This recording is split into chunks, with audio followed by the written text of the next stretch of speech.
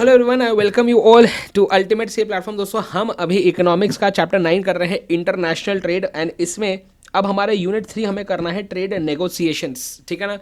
तो आइए दनादन एक एक करके चीज़ें देखेंगे और फिर आगे बढ़ेंगे। चलिए, सबसे पहली बात इसमें होती है रीजनल ट्रेड अग्रीमेंट्स की। ठीक है ना, इंपॉर्टेंट कॉन्सेप्ट है, एमसीक्यू आता है। ठीक है, ध्यान दीजिए ना। What are regional trade agreements, एक बार देखेंगे। बोलते हैं आरटीएस, बोलते हैं RTAs are defined as grouping of countries not necessarily belonging to same geographical region which are formed with the objective of reducing the barriers to trade between the member countries। अब देखो क्या है regional trade agreements.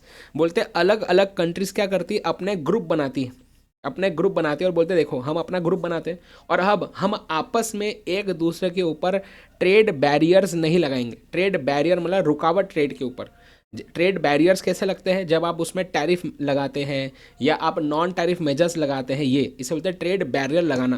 तो हमने unit 2 में जो पढ़ा था वो सारी चीज़ें ट्रेड बैरियर में आती, समझ में आ रहा है। एम्बार्गो लगाना, एड वैलोरम टैरिफ लगाना, स्पेसिफिक टैरिफ लगाना, ये सब चीज़ें ट्रेड बैरियर में आती हैं।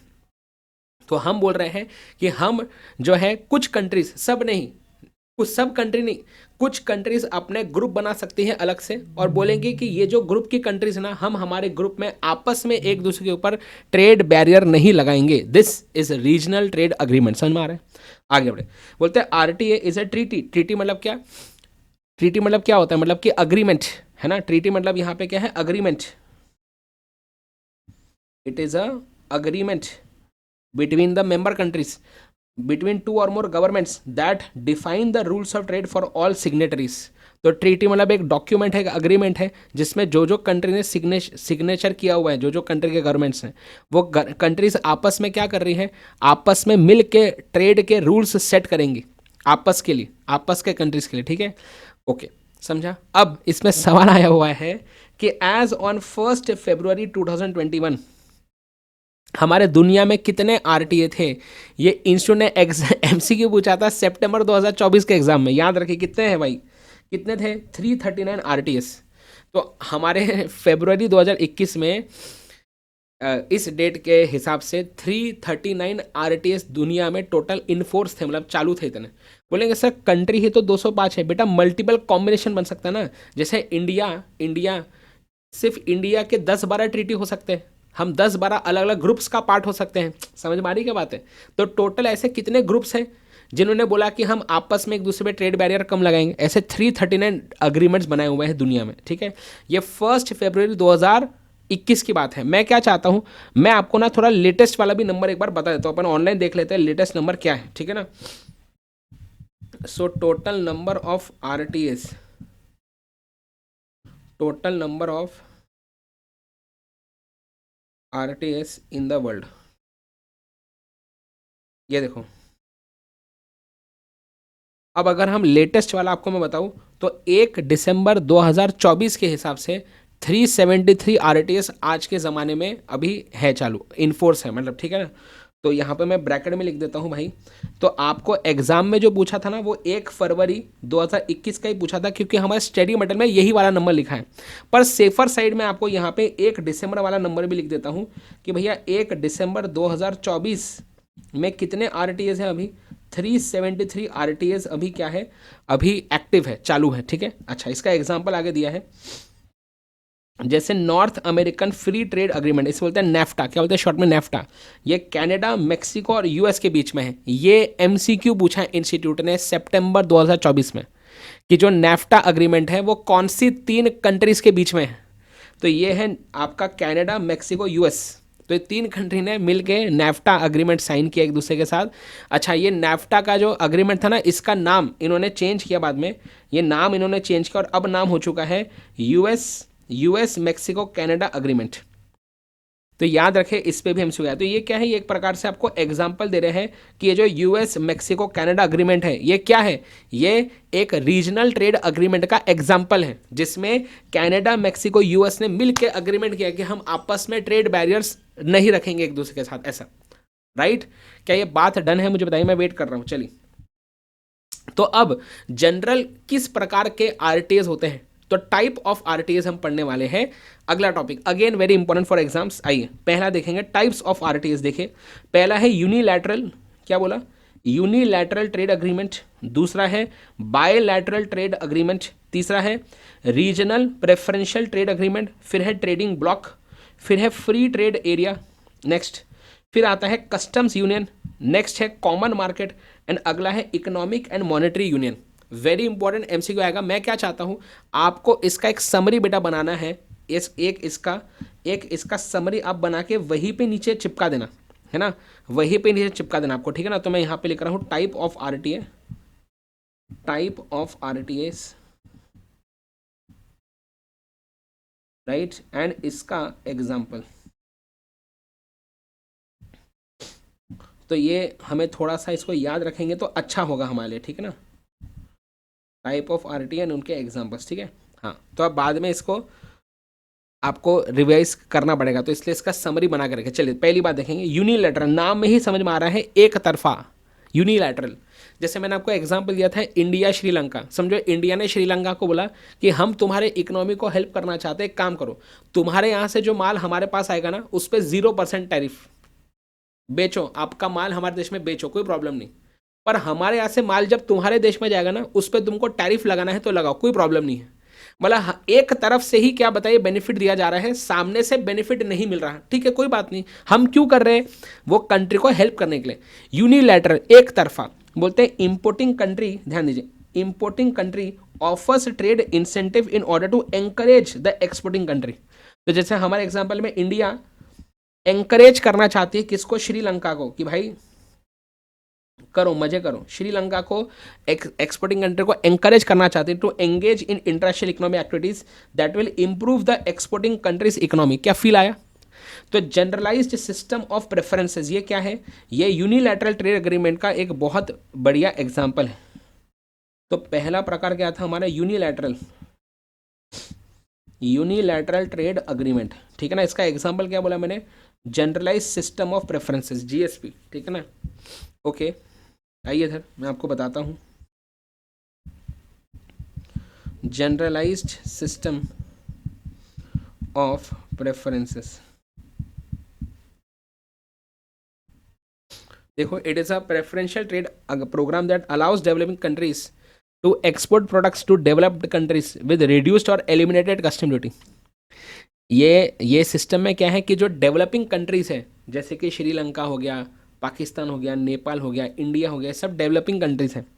ये डेवलप्ड कंट्री में अपना माल भेज सकती है और उनके माल के ऊपर जो है कस्टम ड्यूटी कम लगेगी या लगेंगी ही नहीं। ये होता है जीएसपी, ठीक है ना। ओके बस तो इसका मतलब क्या है वो लिखने की जरूरत नहीं है, बस याद रखना है ये यूनिलैटरल ट्रेड अग्रीमेंट का एक एग्जांपल है, बस खत्म, आगे बढ़े अगली बात। नेक्स्ट है बायलैटरल। देखो नाम में ही समझ में आ रहा है क्या, बायलैटरल मतलब क्या, these are the agreements which set rules of trade between two countries. Okay two blocks मतलब दो group of countries, two countries मतलब दो अलग अलग कंट्री, या टू ब्लॉक ऑफ कंट्री। समझो बात फिर से, टू कंट्री मतलब समझो ए और बी, इन दोनों के बीच हो सकता है, इन दोनों के बीच हो सकता है बायलैटरल ट्रेड अग्रीमेंट, या टू ब्लॉक ऑफ कंट्री। जैसे कि समझो एक ब्लॉक में है ए बी और सी, ये है एक ब्लॉक, और दूसरे ब्लॉक ऑफ कंट्री से समझो D E F G H, ये है दूसरे ब्लॉक ऑफ कंट्री। क्या करेंगे, तो ये और ये मिल के क्या बना सकते हैं, ये और ये मिल के भी बायलैटरल अग्रीमेंट बना सकते हैं। जैसे कि समझो यूरोपियन यूनियन, ये क्या है, ये एक ग्रुप ऑफ कंट्रीज है ऑलरेडी, यूरोपियन यूनियन, और समझो एशियन कंट्रीज जो एशिया में है वो सारी कंट्रीज, ये दो ब्लॉक ऑफ कंट्री मिलके बायलैटरल ट्रेड अग्रीमेंट बना सकती है। समझ में आया बात। अच्छा तो बिटवीन टू कंट्रीज या टू ब्लॉक ऑफ कंट्रीज, समझ में आया, टू ब्लॉक्स और अ ब्लॉक और एंड अ कंट्री है ना। मतलब यूरोपियन यूनियन जो है वो चाहे तो सिर्फ कंट्री ए के साथ भी बायलैटरल ट्रेड अग्रीमेंट कर सकती हैं, कि यूरोपियन यूनियन में जो भी कंट्रीज है सब ए के साथ, मतलब एक से जब भी माल आएगा तो ये सारी कंट्रीज इस पर कोई भी कस्टम ड्यूटी लगाएंगी नहीं। ऐसा फील आएगा, ये पॉइंट समझ में आ रहा है, पहले बताओ मुझे, ठीक है। ओके बोलते हैं these may be limited to certain goods and services on certain types of market entry barriers. अब ये क्या बोल रहे हैं, सुनो ध्यान से, नाम में ही लिखा है इसका मतलब बायलैटरल, मतलब क्या, मतलब कि हम जो बेनिफिट सामने वाले को दे रहे हैं, सामने वाले को भी वो सेम बेनिफिट हमको देना पड़ेगा। समझे क्या? तो बेटा ये था एक तरफा, जैसे आपका, जैसे आप अपने क्रश से एक तरफा प्यार करते, आप प्यार करते हो, आपको वो अच्छी लगती है पर उसको आप अच्छे नहीं लगते, वो होता है एक तरफा। एक तरफा, समझे बात? हाँ, ये होता है यूनिलैटरल। बायलैटरल क्या है कि आपको भी वो अच्छी लगती है, उसको भी आप अच्छे लगते हैं, दिस इज बायलैटरल। मतलब आपने भी बेनिफिट दिया आपके कंट्री ने सामने वाले को, सामने वाला भी आपको बेनिफिट दे रहा है, ऐसा। तो बायलैटरल में एग्जांपल उन्होंने दिए है European Union and South Africa FTA free trade agreement, या ASEAN and India FTA free trade agreement, ऐसा। तो European Union South Africa, European Union and South Africa का जो फ्री ट्रेड अग्रीमेंट है, एफटीए जो फ्री ट्रेड अग्रीमेंट है, या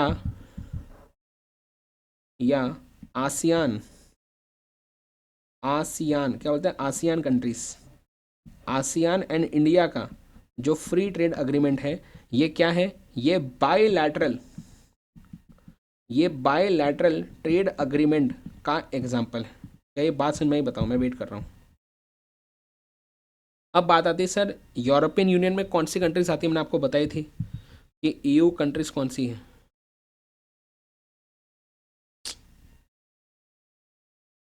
EU countries कौन सी है, मैंने आपको बताई थी।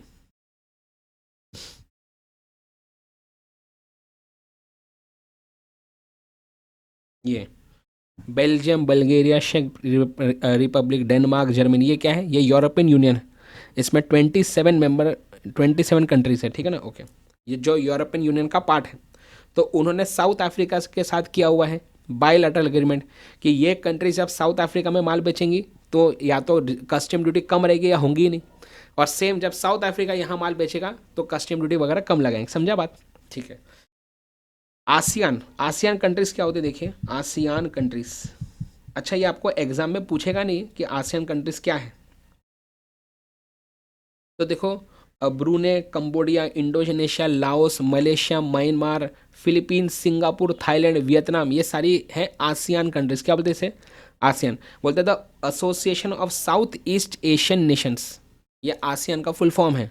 तो आसियान कंट्रीज ने क्या किया है, इन्होंने इंडिया के साथ फ्री ट्रेड अग्रीमेंट किया हुआ है। ये भी क्या, बायोलैटरल नेचर का है, दोनों एक दूसरे को बेनिफिट देंगे। क्या आपको पॉइंट समझ में आया? बताएं, मैं वेट कर रहा हूँ। यस, आप लगे तो उसका फुल फॉर्म लिख सकते हैं, आसियान का फुल फॉर्म आप लिख सकते हैं। क्या बोला? Association of yes south east Asian Nations, ठीक है। ओके, आइए वापस। तो ये याद रखें, ठीक है, बायलैटरल। चलिए आगे बढ़े, नेक्स्ट अगली बात क्या है, नेक्स्ट है आपका रीजनल प्रेफरेंशियल ट्रेड एग्रीमेंट। देखते हैं, among a group of countries reduce trade barriers on a reciprocal and preferential basis for only the members of the group। तो क्या, देखो अब ये जो ना, ये बायलैटरल का ही एक प्रकार है, समझो आप। क्या रीजनल ट्रेड प्रेफरेंशियल एग्रीमेंट क्या है? बायलैटरल का ही एक प्रकार है, रीजनल प्रेफरेंशियल ट्रेड एग्रीमेंट, ठीक है। रीजनल, रीजन दीजिए। तो अब इसका ही प्रकार है, तो मैं ऐसा लिख रहा हूं 2A, regional preferential trade agreement, ठीक है ना। तो यहाँ पे क्या है, यहाँ पे अगेन क्या होगा कि एक ग्रुप ऑफ कंट्रीज होंगी जो पर्टिकुलरली एक रीजन के होंगे, शायद आसपास होंगी सारी कंट्रीज, तो इसलिए रीजनल बोल रहे हैं, है ना। तो क्या बताइए, कंट्रीज जो आसपास है सारी, वो सारी मिलके अपने एक रीजनल प्रेफरेंशियल ट्रेड एग्रीमेंट बना सकती है, जो कि रेसिप्रोकल बेसिस पे होगा। मतलब कि एक कंट्री जो दूसरे को फायदा दे रही है, वही सेम फायदा दूसरी कंट्री पहले को भी देगी, ऐसा। तो प्रेफरेंशियल बेसिस पे हम जो हमारे सिर्फ मेंबर्स हैं, ग्रुप के जो मेंबर्स हैं, उनको हम क्या देंगे, प्रेफरेंस देंगे। प्रेफरेंस देंगे किसमें, इंपोर्ट वगैरह में, जब वो गुड्स वहाँ से हमारे देश में आएंगे तब, ठीक है, उनमें कम हम ड्यूटी वगैरह लगाएंगे। क्या है, बायोलैटरल का ही एक प्रकार है, बस यहाँ पे क्या है, एक ही रीजन के होंगे में भी कंट्रीज, इसलिए रीजनल प्रेफरेंशियल ट्रेड एग्रीमेंट बोल रहे हैं बस। एग्जाम्पल क्या है, global system of trade preferences GSTP among developing countries. तो global system of trade trade क्या बताइए, trade preferences among developing countries, among developing countries, ठीक है ना। तो आपको समझिए, हाँ, आपको जितना यहाँ पे बोला ना बेटा उतना ही याद रखना है, ज़बरदस्ती इसमें और अपने को इन डेप्थ जाने की ज़रूरत है नहीं। मैं बस आपको बता रहा हूँ एक्स्ट्रा, ताकि आपको थोड़ा नॉलेज मिले, बस और कुछ नहीं। जीएसटीपी अमंग डेवलपिंग कंट्रीज, ये देखिए, the global system of trade preferences among is a, देखिए क्या है, it is a preferential trade agreement. It gives preferential access to certain products from a participating countries. This is done to reduce tariff, but not by abolishing them completely. It is the first stage of an economic integration. ठीक है ना, तो economic integration हम करना चाह रहे हैं, right, मतलब सारी इकोनॉमीज जो है ना एक समान चलनी चाहिए, ऐसा सारी इकोनॉमीज को हमें क्या इंटीग्रेट करना, जैसे यूरोपियन यूनियन, उनकी इकोनॉमीज एक दूसरे के साथ इंटीग्रेटेड ऑलरेडी है। तो अगर समझो कोई कंट्री से जो आस पास में ही है बट उनकी इकोनॉमी इंटीग्रेटेड नहीं है, मतलब इंटीग्रेटेड इकोनॉमी होने का मतलब होता है कि हम एक कॉमन मॉनेटरी पॉलिसी, हम एक कॉमन फिस्कल पॉलिसी बनाएंगे हम लोग एक कॉमन करेंसी यूज़ करेंगे। जब ऐसा होता है तो इकोनॉमी इंटीग्रेट होती है, जैसे यूरोपियन यूनियन में है, वहाँ पे यूरो चलती है करेंसी सारे कंट्रीज़ में, तो वहाँ पे fiscal policy, monetary policy common बनती है उनकी। तो अगर समझो हमारी इकोनॉमीज इंटीग्रेटेड नहीं है पर आसपास में है कंट्रीज, हम चाहते हैं इकोनॉमी इंटीग्रेट हो, तो उसका पहला स्टेप है प्रेफरेंशियल ट्रेड अग्रीमेंट बनाना, ऐसा बोल रहे हैं। ठीक है, बस ज़्यादा टेंशन मत लो, जितना बताओ उतना काम कर। चलिए आगे नेक्स्ट। ओके नेक्स्ट आगे बढ़े, अगली बात नेक्स्ट है आपका ट्रेडिंग ब्लॉक। अगेन क्या है ट्रेडिंग ब्लॉक, इसका ही प्रकार है, किसका प्रकार है, बायलैटरल, उसका बायलैटरल आपके अग्रीमेंट का ध्यान दीजिए। It is a group of countries that have a free trade agreement between themselves and may apply a common external tariff to other country also. अब देखो हमने यहाँ पे हमने रीजनल ट्रेड में कुछ दूसरे कंट्री के ऊपर क्या रेट लगाना है उसकी कोई बात नहीं की हमने। ट्रेडिंग ब्लॉक में क्या हो रहा है, यहाँ पे हम एक फ्री ट्रेड अग्रीमेंट बना रही है। ट्रेडिंग ब्लॉक भी क्या है, ग्रुप ऑफ कंट्रीज है, ठीक है। ट्रेडिंग ब्लॉक क्या है भाई, ये भी बायलैटरल का ही एक प्रकार है ट्रेडिंग ब्लॉक। हम यहाँ पे क्या कर रहे हैं हम आपस में फ्री ट्रेड, आपस में जो हमारे मेंबर कंट्रीज है ना, जो भी ये ब्लॉक के मेंबर्स होंगे, तो मेंबर्स के लिए फ्री ट्रेड, फ्री ट्रेड मतलब आपस में कोई भी एक दूसरे पे कस्टम ड्यूटी वगैरह लगाएंगे नहीं, दैट इज फ्री ट्रेड। और जो हमारे नॉन मेंबर्स होंगे, नॉन मेंबर्स मतलब समझो ट्रेडिंग ब्लॉक के पार्ट है ए बी और सी, ये तीन कंट्री ट्रेडिंग ब्लॉक का पार्ट है, पर डी इसका पार्ट नहीं है। तो इस डी पे जो जो इम्पोर्ट ड्यूटी ए लगाएगा वही बी लगाएगा वही सी लगाएगा। कॉमन एक्सटर्नल टैरिफ क्या बोलते हैं इसको, इसको बोलते हैं कॉमन एक्सटर्नल टैरिफ, ठीक है ना। तो नॉन मेंबर्स पे कॉमन एक्स्ट्रा टैरिफ, अगर समझो कपड़े पे कंट्री ए लगा रहा है 10%, तो बी भी 10% लगाएगा, सी भी 10% लगाएगा कंट्री डी पे, ऐसा। तो ये क्या है ट्रेडिंग ब्लॉक, याद रखें। तो ट्रेडिंग ब्लॉक जो है एग्जाम्पल क्या दिया इसका बताइए, तो the Arab League and the European Free Trade Association. तो Arab League, Arab League, Arab League and क्या बोला मैंने, यूरोपियन फ्री ट्रेड एसोसिएशन। देखो आपको ना थोड़ा सा मेहनत इसमें हल्का सा करना है, बस और कुछ नहीं।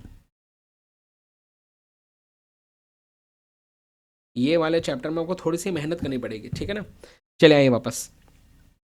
तो ट्रेडिंग ब्लॉक, ठीक है ना, ग्रुप ऑफ कंट्रीज आपस में फ्री ट्रेड, लेकिन जो मेंबर्स नहीं होंगे नॉन मेंबर्स, बाकी कंट्रीज पे कॉमन एक्सटर्नल टैरिफ, ठीक है।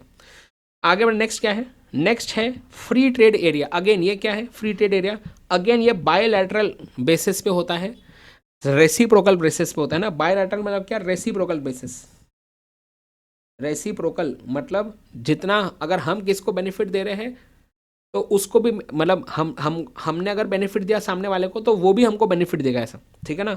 यूनिलैटरल में क्या था, ये था वन साइडेड, एक तरफा बोलते हैं ना, वन साइडेड है ना, वन साइडेड लव, ऐसा एक तरफा, ठीक है।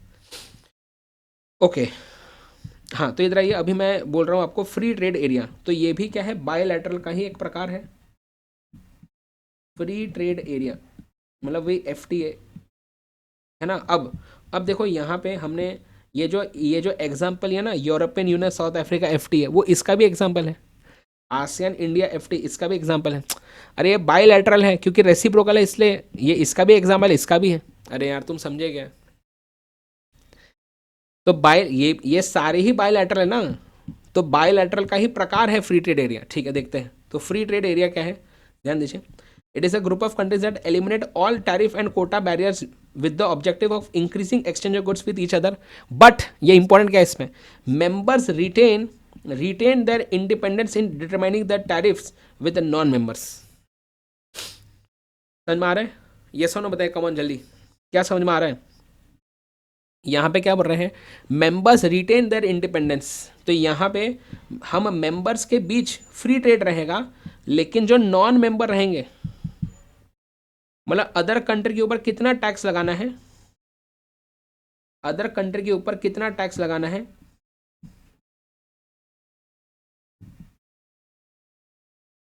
Each member will decide, each member will decide independently. तो यहाँ पे हर एक मेंबर इंडिपेंडेंटली डिसाइड करेगा फ्री ट्रेड एरिया में कि भाई देख, आपस में हम फ्री ट्रेड, आपस में एक दूसरे को लगाएंगे नहीं, टैरिफ या बैरियर को लगाएंगे नहीं, लेकिन जो मेंबर नहीं है उस पर कितना लगाना है टैरिफ, भैया वो हर एक कंट्री अपना अपना देखो। तो समझो ए बी सी ये फ्री ट्रेड का पार्ट है, पर डी पार्ट नहीं है। तो अब हो सकता है कि ए जो है वो डी पे इम्पोर्ट ड्यूटी लगाएगा 10% का, ये लगाएगा 12% का, ये लगाएगा 20% का, सब अपने अपने मर्जी से लगाओ नॉन मेंबर्स पे, हाँ पर आपस में मत लगाना, बस ऐसा। तो ट्रेडिंग ब्लॉक में क्या था कि हम जो नॉन मेंबर्स थे उस पर कॉमन टैरिफ लगा रहे थे सब पे, यहाँ पे ऐसा नहीं है। समझ में आया फर्क? ठीक है, तो फ्री ट्रेड एरिया में अगेन क्या है, यही तो एग्जांपल है फ्री ट्रेड एरिया के, यही सेम लिख सकते हैं आप, क्या है, ASEAN India free trade area is a free trade area amongst the 10 member states of Association of Southeast Asian Nations and India। तो आपको ये क्या एमसीक्यू आ सकता है ना, आसियान का फुल फॉर्म क्या है, ये एमसीक्यू आ सकता है, मैंने थोड़ी देर पहले आपको बताया। ये कब चालू हुआ, ये 1 अगस्त 2005 में इट केम इनटू फोर्स। तो याद रखें आसियान इंडिया एफटीए, ये सेम आप ये दोनों यहाँ पे लिख सकते हैं, ठीक है ना, ये आप दोनों यहाँ पे लिख सकते हैं, है ना। अगर समझो मैंने यहाँ पे ये बायलैटरल में एग्जांपल ये नहीं भी लिखा ना, क्योंकि बायलैटरल के ही तो ये सब प्रकार, ये सारे ही बायलैटरल के एग्जांपल्स एक्चुअली, आप समझे क्या? अरे भैया बायलैटरल के ही तो एग्जांपल्स है ये सब। तो मैं बायलैटरल का एग्जांपल में ये भी लिख सकता हूँ, ये भी लिख सकता हूँ, ये भी लिख सकता हूँ, ये भी लिख सकता हूँ, ये भी लिख सकता हूँ, ऐसा। आप समझे बात क्या कर रहा हूँ? क्योंकि बायलैटरल के ही सब एग्जांपल्स है। ठीक है, आगे बढ़े, नेक्स्ट अगली बात। तो 2C है ना, टुच्छी हो गया अभी 2 6। अब अगला देखें, नेक्स्ट कस्टम यूनियन। यहाँ पे क्या है, it is a group of countries that eliminate all tariff on trade among themselves but maintain a common extra tariff on trade with countries outside the union, दस टेक्निकली वायोलेटिंग MFN। ठीक है, अब ये जो कस्टम यूनियंस है ना, थोड़ा सा किसके जैसे ही है कस्टम यूनियन, बताओ? ट्रेडिंग ब्लॉक के जैसा ही है। अब अगर अपने को बहुत ही डिटेल में जाना है तो हम यहाँ पे लिख सकते हैं कि भाई ट्रेडिंग ब्लॉक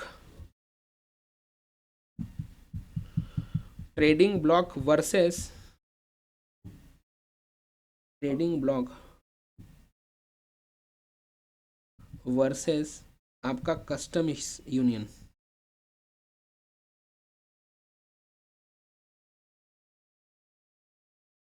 देखो कस्टम यूनियन ट्रेडिंग ब्लॉक का ही एक प्रकार होता है तो बायलैटरल का प्रकार ट्रेडिंग ब्लॉक का प्रकार कस्टम यूनियन। बस custom union is more integrated and requires more coordination than a free trade area, है ना। तो अब देखो, अब मैं क्या बोल रहा हूँ, अगर अपन इसके बड़े डिटेल में और जाएंगे ना तो बहुत ही मतलब समंदर है एक्चुअली ये, आप समझ रहे हैं ना बात, ये क्या है, ये समंदर है, समंदर।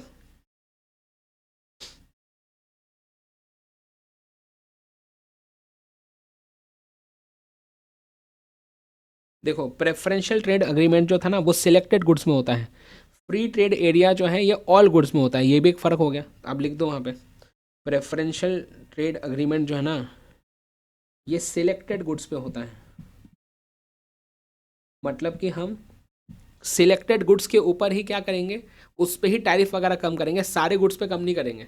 लेकिन फ्री ट्रेड एरिया के क्या होता है, ये ऑल गुड सर्विसेज पे होता है, सारे प्रकार के गुड सर्विसेज उस पर हम क्या करेंगे, उस पर टैरिफ या बैरियर वगैरह नहीं होगा। समझ में आया? ऐसा, तो ये एक फ़र्क देखो यहाँ पे हमें पता चला। आगे देखो,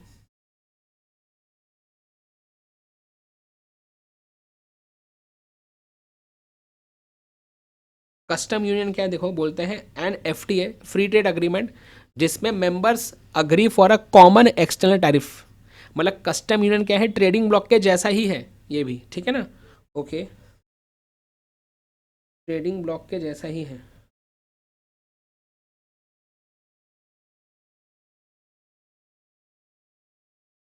हाँ, तो प्रेफरेंशियल ट्रेड एरिया में हम पूरा टैक्स नहीं हटा रहे, थोड़ा सा गया तो कम करेंगे ऐसा, ठीक है ना? फ्री ट्रेड एरिया में पूरा ही एलिमिनेट कर रहे हैं। कस्टम यूनियन में eliminate internal barriers, agree for a common extra tariff, ठीक है? Common market economic union, full integration, ठीक है ना? मैं क्या करता हूँ इसका ना, हम इसका वो ले लेते हैं।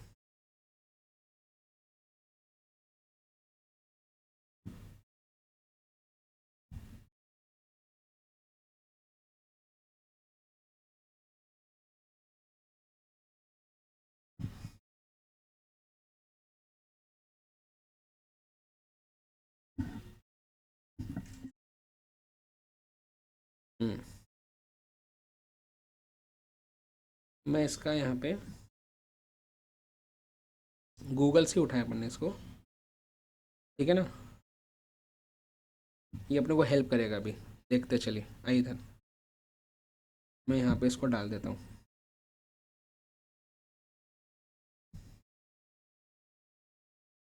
हम्म, देखते अपन डिस्कस करेंगे इसको। इधर आइए, वापस आइए। तो फ्री ट्रेड एरिया सारे गुड्स पे है, प्रेफरेंशियल वाले में सिलेक्टेड गुड्स के ऊपर ही हम वो करेंगे, टैक्सेस कम वगैरह करेंगे, ठीक है? अभी मैंने क्या बोला आपको, कस्टम्स यूनियन है ना, तो 2D आपका कस्टम्स यूनियन, ठीक है ना? कस्टम्स यूनियन यहाँ पे क्या है, थोड़ा सा ज़्यादा इंटीग्रेटेड है इकोनॉमी से एक दूसरे से, एंड यहाँ पे हम कॉमन एक्सटर्नल टैरिफ जो है, तो हम सारे सारे टैरिफ एलिमिनेट कर रहे हैं अमंग देमसेल्व्स, एंड क्या बताइए, common external tariff on others, है ना? तो यहाँ पे टेक्निकली वायोलेटिंग एमएफएन, मतलब एमएफएन में क्या होता है, एमएफएन वाला जो रेट होता है ना, वही हमें लगाना चाहिए था सब पे, पर यहाँ पे ऐसा नहीं कर रहे हैं। यहाँ पे मेंबर कंट्री डिसाइड करेंगे कि बाकी कंट्रीज पे क्या लगाना है, एमएफएन वाला रेट फॉलो नहीं करते हैं लोग, ऐसा, ठीक है?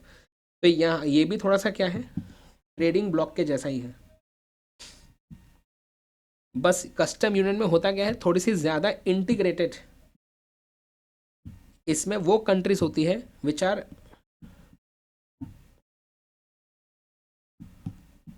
इसमें वो कंट्रीज होती है मोर इंटीग्रेटेड, ठीक है ना? तो कंट्रीज थोड़ी सी ज़्यादा इंटीग्रेटेड होती है, ऐसा बोल रहे हैं।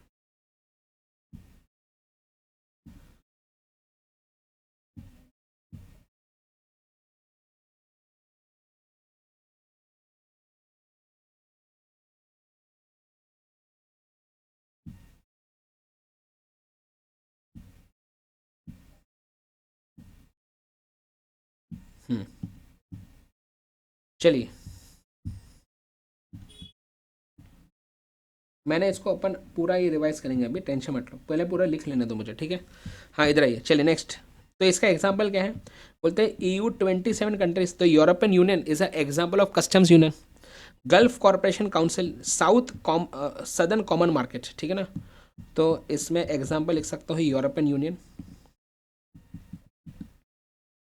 फिर क्या बताइए, गल्फ कंट्रीज जो है वो, गल्फ का cooperation council, gulf cooperation council. मैं ये क्यों लिख रहा हूँ पता है क्या, आपको पूछ सकता है कि बताओ गल्फ कॉरपोरेशन काउंसिल किसका एग्जाम्पल है? हाँ भाई, कोई भरोसा नहीं, इसलिए समरी हम लिख रहे हैं यहाँ पे, जो आपको हेल्प करेंगे बाद में, ठीक है? हाँ, और फिर फाइनली क्या है आपका सदर्न कॉमन मार्केट। मैं आपको और बताऊंगा इसमें एमसीक्यू क्या आ गया, टेंशन मत लो। Southern Common Market, right? चलिए आगे बढ़े, ये डन है बात, ये बात डन है। नेक्स्ट देखेंगे, अब अगला आता है आपका 2E। ये है कॉमन मार्केट। अगला वाला देखो कॉमन मार्केट। अब सुनो कॉमन मार्केट में क्या है, इट इज देखो it depends a custom union, मतलब कस्टम यूनियन का प्रकार है कॉमन मार्केट। यहाँ पे फर्क देखो, there is free flow of output and factors of production also. तो यहाँ हम अभी तक क्या बात कर रहे थे, सिर्फ आउटपुट का, सिर्फ फिनिश गुड्स की बातें कर रहे थे, उसके लिए हम टैरिफ हटाएंगे। यहाँ पे कॉमन मार्केट में आउटपुट एंड इनपुट दोनों का फ्री ट्रेड चल रहा है। So by reducing and eliminating internet tariff on goods and by creating a common set of external tariffs, these common barriers are against क्या बताएं नॉन बैरियर्स। तो हम जो नॉन मेंबर्स होंगे हमारे उस पर हम कॉमन बैरियर्स लगा सकते हैं, ठीक है। तो अब देखिए कॉमन मार्केट क्या है, फ्री फ्लो ऑफ, तो यहाँ पे बोल रहे हैं कॉमन मार्केट, यहाँ पे हमें याद ये रखना है कि देर इज, जो कॉमन मार्केट के मेंबर्स होंगी countries, there will be free flow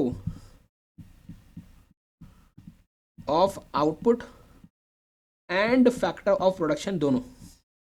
output और फैक्टर ऑफ प्रोडक्शन दोनों का क्या बताए, कमान ध्यान दीजिए, दोनों का हेलो, दोनों का जो है आपका आउटपुट एंड इनपुट दोनों का फ्री फ्लो होगा। यहाँ पे सिर्फ आउटपुट की बात कर रहे थे, यहाँ पे आउटपुट एंड इनपुट दोनों का, ठीक है। तो यूरोपियन यूनियन ये कस्टम यूनियन भी है, ये कॉमन मार्केट भी है, ठीक है ना। तो आपको ऐसा ज़बरदस्ती कंफ्यूज नहीं करेंगे कि बता यूरोपियन यूनियन ये है या ये है। आपको ऐसी चीज़ पे सवाल पूछेगा जिसमें डिफरेंस है एक्चुअल में, जिसमें आप डिफरेंस एक्चुअल में बता सकते हैं, ऐसी चीज़ों में ही आपको सवाल पूछेगा। समझेंगे आप मैं क्या बोल रहा हूँ, बताइए। जिसमें डिफरेंस है ना बेटा, ऐसी चीज़ में पूछेगा। जैसे बोलेगा बताओ कहाँ पे होता है free flow of output and factor production, custom union common market की फ्री ट्रेड एरिया, क्या बोलोगे, तो बोलेंगे भाई कॉमन मार्केट। फील आया क्या बोल रहा हूँ, ठीक है। तो यूरोपियन यूनियन, आसियान, अगेन इसका एग्जाम्पल है आसियान, आसियान ही सिर्फ आसियान मतलब जो आसियान कंट्रीज है वो, ठीक है। आसियान और इंडिया का एफटीए नहीं, वो अलग है। सिर्फ आसियान के अंदर जो कंट्रीज है वो नहीं क्या, वो थाईलैंड वगैरह जो था जहाँ पे, वियतनाम वगैरह, वो, ठीक है। Okay, and finally 2F last वाला देखिए, ये भी बायलैटरली है 2F वाला। ये होता है आपका मॉनेटरी, मॉनेटरी वाला होता है, देखो इकोनॉमिक एंड मॉनेटरी यूनियन। इस पे इंस्टीट्यूट ने सवाल पूछा हुआ है, बोलते हैं ऐसा कौन सा रीजनल ट्रेड अग्रीमेंट है जहां पे ऐसी कंट्रीज ही मेंबर्स होती है जिनका कॉमन करेंसी होता है सबका, और चूंकि कॉमन करेंसी है so there is strong convergence in micro economic policy. मतलब क्या, इकोनॉमिक एंड मॉनेटरी यूनियन ऐसी ग्रुप ऑफ कंट्रीज है जो सारी कंट्रीज में कॉमन करेंसी यूज हो रही है, तो इसलिए चूंकि करेंसी कॉमन है तो इसलिए सबकी जो मैक्रो इकोनॉमिक पॉलिसी है, फिस्कल पॉलिसी, मॉनेटरी पॉलिसी, वो क्या करनी चाहिए, वो एक समान होनी जरूरी है। सो एमसीक्यू आता है कि which type of regional trade agreement जहां पे कॉमन, जहां पे देर is strong convergence of macro economic policy, क्या बोलोगे आप, कॉमन जल्दी, इकोनॉमिक एंड मॉनेटरी यूनियन, ठीक है ना। तो कॉमन करेंसी, कन्वर्जेंस इन मैक्रो इकोनॉमिक पॉलिसी। तो इकोनॉमिक एंड मॉनेटरी यूनियन, क्या बोला मैंने, बताइए। यहां पे कॉमन करेंसी भी है, यहां पे कॉमन करेंसी है, एंड क्या है, and there is convergence, and convergence मतलब एक समान, सिमिलर हमारी मैक्रो इकोनॉमिक पॉलिसी होगी, सिमिलर हमारी मैक्रो इकोनॉमिक पॉलिसीज होगी। क्या ये बात क्लियर है क्या, मुझे बताइए। So this is economic and monetary union. अब जो यूरोपियन यूनियन है, ये इसका भी यही एग्जांपल है, यूरोपियन यूनियन। तो यूरोपियन यूनियन में भी क्या है, अगेन क्या है यहाँ पे इन सारी कंट्रीज के करेंसी कॉमन है एंड मैक्रो इकोनॉमिक पॉलिसीज भी सबकी सिमिलर होती है यहाँ पे। तो ये इंस्टीट्यूट ने सवाल पूछा है कि ये कहाँ होता है, इधर होता है। क्लियर है बात, मुझे बताइए। Come on, yes. अब मैं क्या चाहता हूँ, मैं क्या चाहता हूँ, आप एक बार पहले खुद इसको एक बार रीड करो क्विकली, मैं फिर इसको क्विकली आपको रिवाइज करवाऊंगा और फिर मैं आगे बढ़ूंगा, ठीक है। चलो जल्दी इसको रीड करो, मैं 1-2 मिनट का आपको समय दे रहा हूँ, चलिए फास्ट करेंगे थोड़ा सा, कम on guys, yes.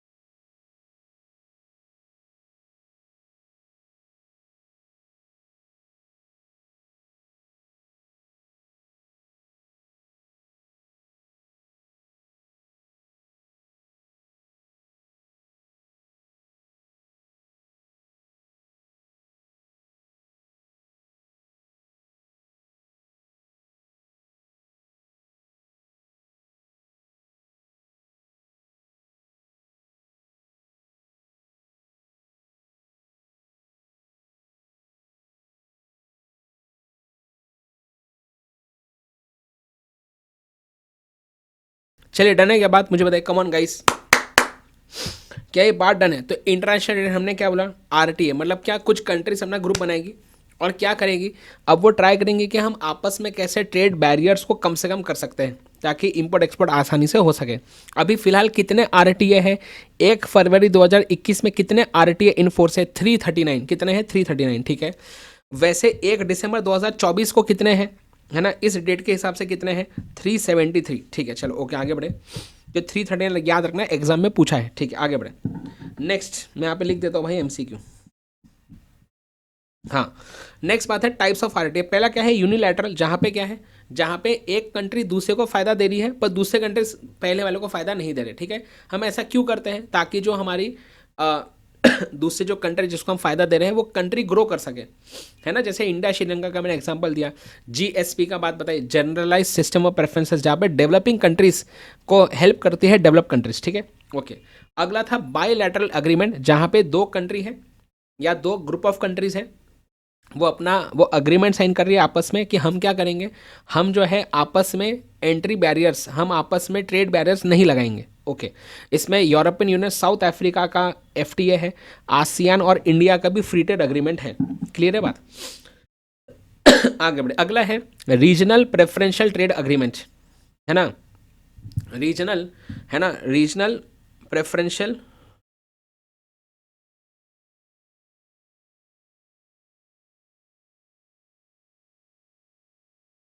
Regional preferential trade agreement, ये क्या है, बोलते हैं यहाँ पे या एक ही रीजन के कुछ कंट्रीज होंगी, वो आपस में क्या कर रही है, प्लीज ध्यान दीजिए, वो आपस में क्या कर रही है, कुछ गुड्स में, सिलेक्टेड गुड्स पे, समझ में आ रहा है, रेसिप्रोकल बेसिस पे और सिलेक्टेड गुड्स पे, है ना, सिलेक्टेड गुड्स पे क्या कर रही है, सिलेक्टेड गुड्स पे हम यहाँ पे जो है टैरिफ वगैरह कम लगा रहे हैं या लगाएंगे नहीं। नेक्स्ट ट्रेडिंग ब्लॉक क्या है, अगेन ये भी ग्रुप ऑफ कंट्रीज है, आपस में फ्री ट्रेड करेंगे, लेकिन जो कंट्रीज ग्रुप का पार्ट नहीं होगी उन पे कॉमन एक्सटर्नल टैरिफ लगाएंगे, ठीक है। इसमें एग्जांपल है अरब लीग या यूरोपियन, आपका European Free Trade association. Next आता है फ्री ट्रेड एरिया, ये क्या कर रहे हैं, फ्री ट्रेड एरिया मतलब क्या, यहाँ पे हम सारे टैरिफ्स, है ना, सारे tariffs on all goods and services, हम सारे के सारे टैरिफ हटा रहे हैं, ठीक है ना, जो कंट्री मेंबर्स है एफटीए की, और जो हमारी जो कंट्रीज एफटीए का पार्ट नहीं है तो उसमें जो मेंबर्स है ना एफटीए की, वो अपने मर्जी से, उनके पास इंडिपेंडेंस, उनके पास छूट है, वो अपने मर्जी से जो नॉन मेंबर्स है उस पर जो टैरिफ लगाने लगाओ। तो इसमें आसियान इंडिया का एफटीए का एग्जाम्पल आ सकता है, ठीक है। नेक्स्ट आगे बढ़े, कस्टम यूनियन क्या है, ये ट्रेडिंग ब्लॉक के जैसा ही होता है, यहाँ पे हम आपस में सारी जो है आपस में सारे टैरिफ हटा देते हैं, बट कस्टम यूनियंस में जो कंट्री होती है ना, थोड़ी सी जो कंट्रीज होती है ना, वो आपस में थोड़ी सी ज़्यादा इंटीग्रेटेड होती है, क्या होती है, आपस में ज़्यादा इंटीग्रेटेड होती है, ओके।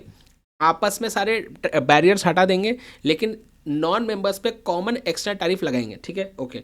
इसमें यूरोपियन यूनियन, गल्फ आपका corporation council, southern Common market, ये कस्टम यूनियन का पार्ट है। नेक्स्ट अगली बात है, ये कस्टम यूनियन के एग्जाम्पल है, ठीक है। देन आता है कॉमन मार्केट। कॉमन मार्केट क्या है, ये कस्टम यूनियन का थोड़ा सा डीप वाला पार्ट है, जिसमें आउटपुट ही नहीं इनपुट का भी फ्री फ्लो हो रहा है, तो आउटपुट और इनपुट दोनों का फ्री फ्लो हो रहा है, कॉमन मार्केट, ठीक है।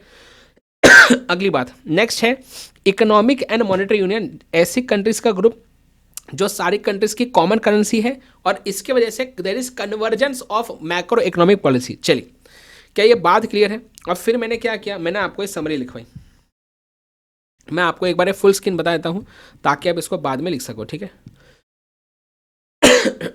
राइट, मैं थोड़ा सा जूम कर देता हूं यहाँ पे, आप बाद में पॉज करके लिख सकते हैं।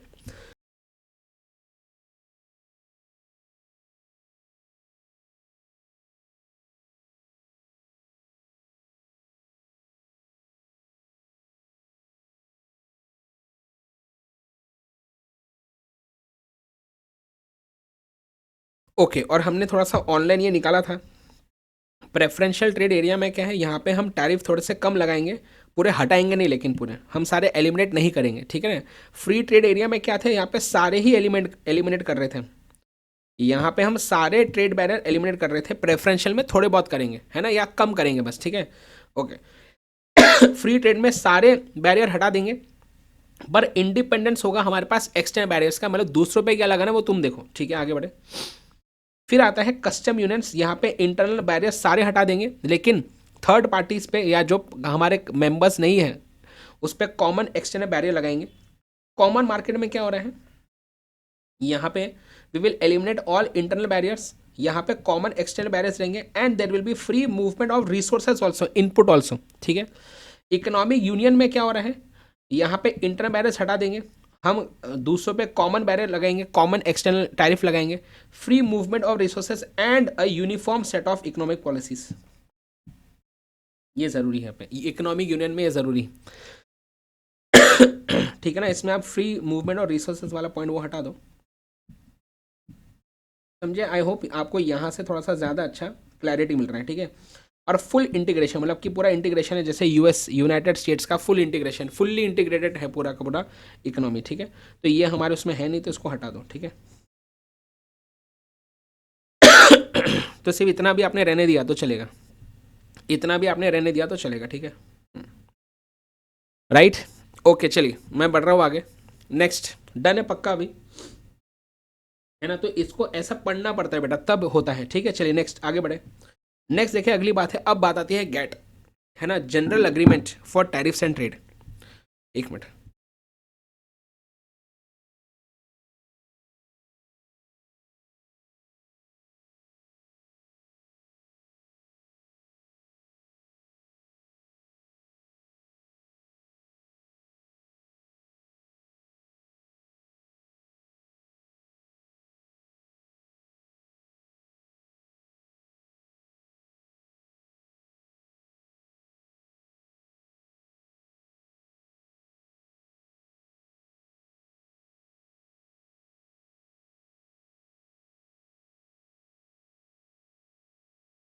ओके आइए गैट देखेंगे। बोलते गैट क्या है, it was a multilateral trade agreement which provided rules of international trade from 1948 to 1994 for 47 years। ये MCQ आ सकता है कि हमारे दुनिया में इंटरनेशनल ट्रेड के रूल्स रेगुलेशन कौन बनाता था, गैट। कौन से समय में, 1948 से 1994 तक ही बनाता था, ये MCQ आ सकता है। GATT was govern by the international trade, govern sorry GATT govern मतलब गैट निगरानी रखता था इंटरनेशनल ट्रेड के ऊपर, दुनिया के इंटरनेशनल ट्रेड के ऊपर, है ना। और ये वर्ल्ड बैंक और IMF के साथ मिलकर काम करता था। Okay done.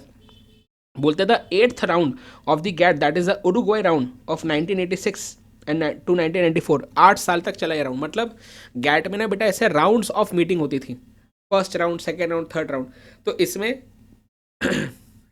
जो इनका 8th राउंड था मीटिंग का, गैट, तो 8th राउंड, इसमें क्या होता है ना, एक बार मीटिंग करके सब डिसाइड नहीं होता, क्योंकि अलग अलग कंट्रीज इसमें इन्वॉल्व है ना। गैट में मल्टीपल कंट्रीज ने मिलकर ग्रुप बनाया अपना, बोले कि हम अब आपस में इंटरनेशनल ट्रेड कैसे करें, उसके रूल रेगुलेशन बनाते हैं ओवरऑल सबके लिए। तो इसमें एक दो मीटिंग में चीज़ें ठीक नहीं होती, मतलब सब डिसाइड नहीं होता, बहुत सारी मीटिंग करनी पड़ती और सालों साल तक चलती मीटिंग्स।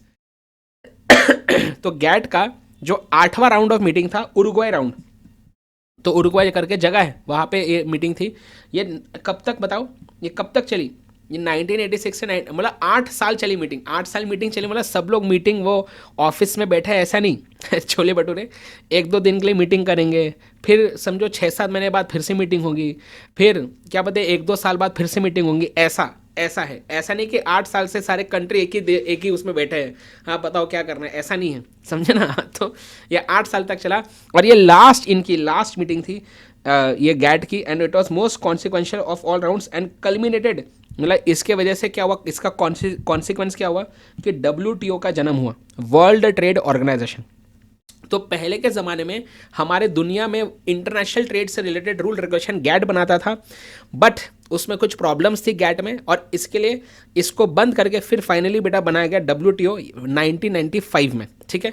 तो चलिए याद रखेंगे 1948 से 1994 तक गैट था जो रूल बनाता था इंटरनेशनल ट्रेड का, और उसके बाद 1995 से WTO that is world trade organization बनाता था, ठीक है। आगे बढ़े, अब बात आती है कि गैट में ऐसी क्या कमी थी, है ना। Why GATT lost its relevance in 1980s। ये MCQ आता आपको, ऐसी ये 3-4 लाइन दिए रहेंगे, बोलेंगे बताओ इसमें से क्या रीज़न था गैट के ख़त्म हो जाने का। पहला बोलते इट वॉज ऑब्सोलीट, ऑब्सोलीट मतलब क्या, आउटडेटेड।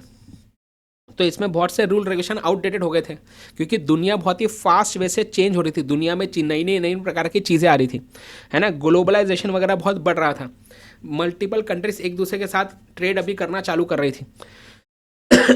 तो गैट में हर प्रकार के ट्रेड से रिलेटेड रूल्स रेगुलेशन बनाए हुए नहीं थे, इसलिए थोड़ा सा आउटडेटेड ऑब्सोलीट हो गया था, इसलिए बोला इसको बंद कर दो।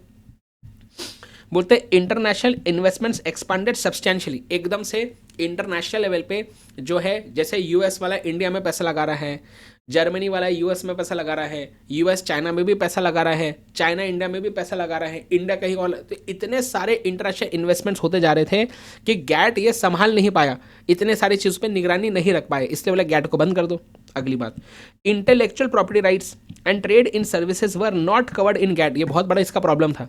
बोलते हैं कि जैसे ही इंटरनेशनल ट्रेड चालू होता है तो क्या अब हमें आईपीआर भी बहुत ज़रूरी है ना। समझो आपने फॉर एग्जांपल यूएसए का कोई प्रोडक्ट है, उसमें यूएसए की कंपनी ने उसका पेटेंट निकाल के रखा है ताकि कोई कॉपी ना कर सके, और वो चीज़ उसने इंडिया में भेजी, वो इंडिया में सेल किया, अब इंडिया में दनादन उसकी कॉपी बन रही है, तो क्या ऐसा अलाउ करना चाहिए क्या? ये इंटेलेक्चुअल प्रॉपर्टी राइट्स का क्या है, ये उसके खिलाफ है। What is intellectual property right? बोला आपने अपने नाम से पेटेंट, कॉपीराइट, ट्रेडमार्क लेके रखा है, तो व्हाट विल यू वांट कि वो चीज़ कोई कॉपी ना करे। तो हमने समझो कोई कार बनाई, उसका डिज़ाइन का हम पेटेंट निकाल सकते हैं ताकि कोई कॉपी ना कर सके। ट्रेडमार्क, जैसे मैंने हमारा अल्टीमेट से का लोगो है, हम ये लोगो का ट्रेडमार्क निकाल सकते हैं ताकि इसको कोई कॉपी ना कर सके, समझे। Patent, copyright, trademark. कॉपीराइट क्या होता है? जैसे मैंने कोई बुक लिखी, मैं बुक का कॉपीराइट निकाल सकता हूँ ताकि कोई इसे कॉपी ना कर सके। मैं वीडियोस का, म्यूजिक का कॉपीराइट निकाल सकता हूँ ताकि कोई कॉपी ना कर सके। तो ये इंटेलेक्चुअल प्रॉपर्टी राइट्स, इसे बोलते हैं intellectual property rights, IPR, patent, copyright, इसे आईपीआर बोलते हैं है ना इन सबको। तो इससे रिलेटेड रूल रेगुलेशन गैट में नहीं थे। अच्छा, सर्विसेज के केस में जब सर्विसेज का इंपोर्ट एक्सपोर्ट हो रहा है, जैसे समझो मैं इंडिया में बैठ के मैं यूएसए के किसी स्टूडेंट को पढ़ा रहा हूं, तो ये क्या हो गया? This is trade in service. मैं एक्सपोर्ट कर रहा हूं, मैं इंडिया से एक्सपोर्ट कर रहा हूं सर्विस, कहां पे बताओ? यूएसए में। तो अब सर्विसेज से रिलेटेड उस केस में रूल रेगुलेशन क्या होने चाहिए, वो गैट नहीं बता पाता था, इसलिए बोले गैट काम करनी बंद कर दो। बोलते हैं वर्ल्ड मर्चेंडाइज, मर्चेंडाइज मतलब क्या? कपड़े। World merchandise rate trade increase by leaps and bounds, मतलब बहुत ज़्यादा बड़े स्केल पे बढ़ गया, और it was beyond the scope, मतलब इसको संभाल नहीं पा रहा था गैट। तो मर्चेंडाइज ट्रेड इतना ग्रो हो गया कि उससे रिलेटेड भी रूल रेगुलेशन ढंग से गैट बना नहीं पा रहा था। बोलते हैं द एम्बिग्यूटी, एम्बिग्यूटी मतलब क्या? Confusion in the multilateral system could be heavily exploited, है ना। बोलते हैं कि बहुत सारे रूल रेगुलेशन में बहुत से एम्बिग्यूटीज, बहुत से कन्फ्यूजन थे, है ना, in the multilateral system. Multilateral मतलब क्या? जब मल्टीपल कंट्रीज इन्वॉल्व है, तो अब इसमें ना रूल रेगुलेशन के बहुत से लोग क्या बताओ उसका गलत इस्तेमाल भी करते थे, तो इसलिए गैट को बोले भाई तू बंद कर दे, तेरे से काम हो नहीं रहा। अच्छा, गैट क्या चाहता था? Liberalising agriculture trade. बेटा कभी भी देखना, एग्रीकल्चर ट्रेड को लिबरलाइज करना बहुत मुश्किल होता है। मतलब क्या हम हमारे इंडिया में पूरी तरीके से एग्रीकल्चर को लिबरलाइज कर सकते हैं? लिबरलाइज एज इन कि हमारे इंडिया में बाहर से आने दो एग्रीकल्चर गुड्स, जितना आने आने दो, कर सकते हैं ऐसा? भैया हमारे देश में आज भी काफ़ी ज़्यादा पॉपुलेशन, क्या बताइए, एग्रीकल्चर के ऊपर निर्भर है। जो डेवलपिंग कंट्रीज होती है, mostly developing countries agrarian economy होती है, तो डेवलपिंग कंट्रीज बोलेंगी कि भाई एग्रीकल्चर ट्रेड को ही तुमने क्या बताओ इसको लिबरलाइज कर दिया। मतलब गैट क्या बोलता कि एग्रीकल्चर गुड्स भी हर देश में जाने दो, उसमें कोई रिस्ट्रिक्शन मत लगाओ। पर डेवलपिंग कंट्री क्या बोलेंगे? अरे भैया हमारे देश के तो मैक्सिमम लोग उसके ऊपर ही जी रहे हैं, अगर हमारे देश में समझो फॉरेन के फार्मर्स ने भी अब माल बेचना चालू कर दिया, तो हमारे देश के फार्मर तो माल ही नहीं बेच पाएंगे। भैया हमको एग्रीकल्चर ट्रेड को लिबरलाइज नहीं करना है। तो गैट ये करना चाहता था, पर बहुत सी कंट्रीज ये करना नहीं चाहती थी, तो ये सक्सेसफुल कभी हो ही नहीं पाया। तो बोलते हैं गैट ने बहुत कोशिश की कि एग्रीकल्चर ट्रेड को भी लिबरलाइज, ओपन अप करो, इसमें रिस्ट्रिक्शंस को कम करो, पर ये सक्सेसफुल नहीं हो पाया इसमें। There were inadequacies in institutional structure, तो इसके स्ट्रक्चर में भी प्रॉब्लम था। अच्छा, दो कंट्री के बीच में जब झगड़ा होगा तो वो रिजॉल्व कैसे करेंगे? डिस्प्यूट सेटलमेंट सिस्टम इनका बराबर से नहीं था, बोले गैट को बंद कर दो। बोलते it was not a treaty, मतलब एक्चुअल में किसी सब लोगों ने मिलकर ऐसा साइन वगैरह अग्रीमेंट वगैरह कुछ बनाया नहीं था गैट के लिए, बस ऐसे ही आपस में कंट्रीज मिलकर डिस्कशंस वगैरह कर रही थी। तो इसलिए गैट जब भी कोई रूल रेगुलेशन बनाता था ना, it was not binding on all the countries. समझ में आ रहा है? मतलब लोग क्या बोलते हैं, कंट्रीज क्या बोलती थी, देख गैट ने जो रूल रेगुलेशन बनाया ना, क्या वो हमारे इंटरनल कंट्री के रूल्स के हिसाब से बराबर है क्या? अगर है तो फॉलो करो, नहीं है तो भैया अपनी मनमानी चलाओ। तो गैट की बात बेटा कोई ज्यादा लोग सुनते भी नहीं थे।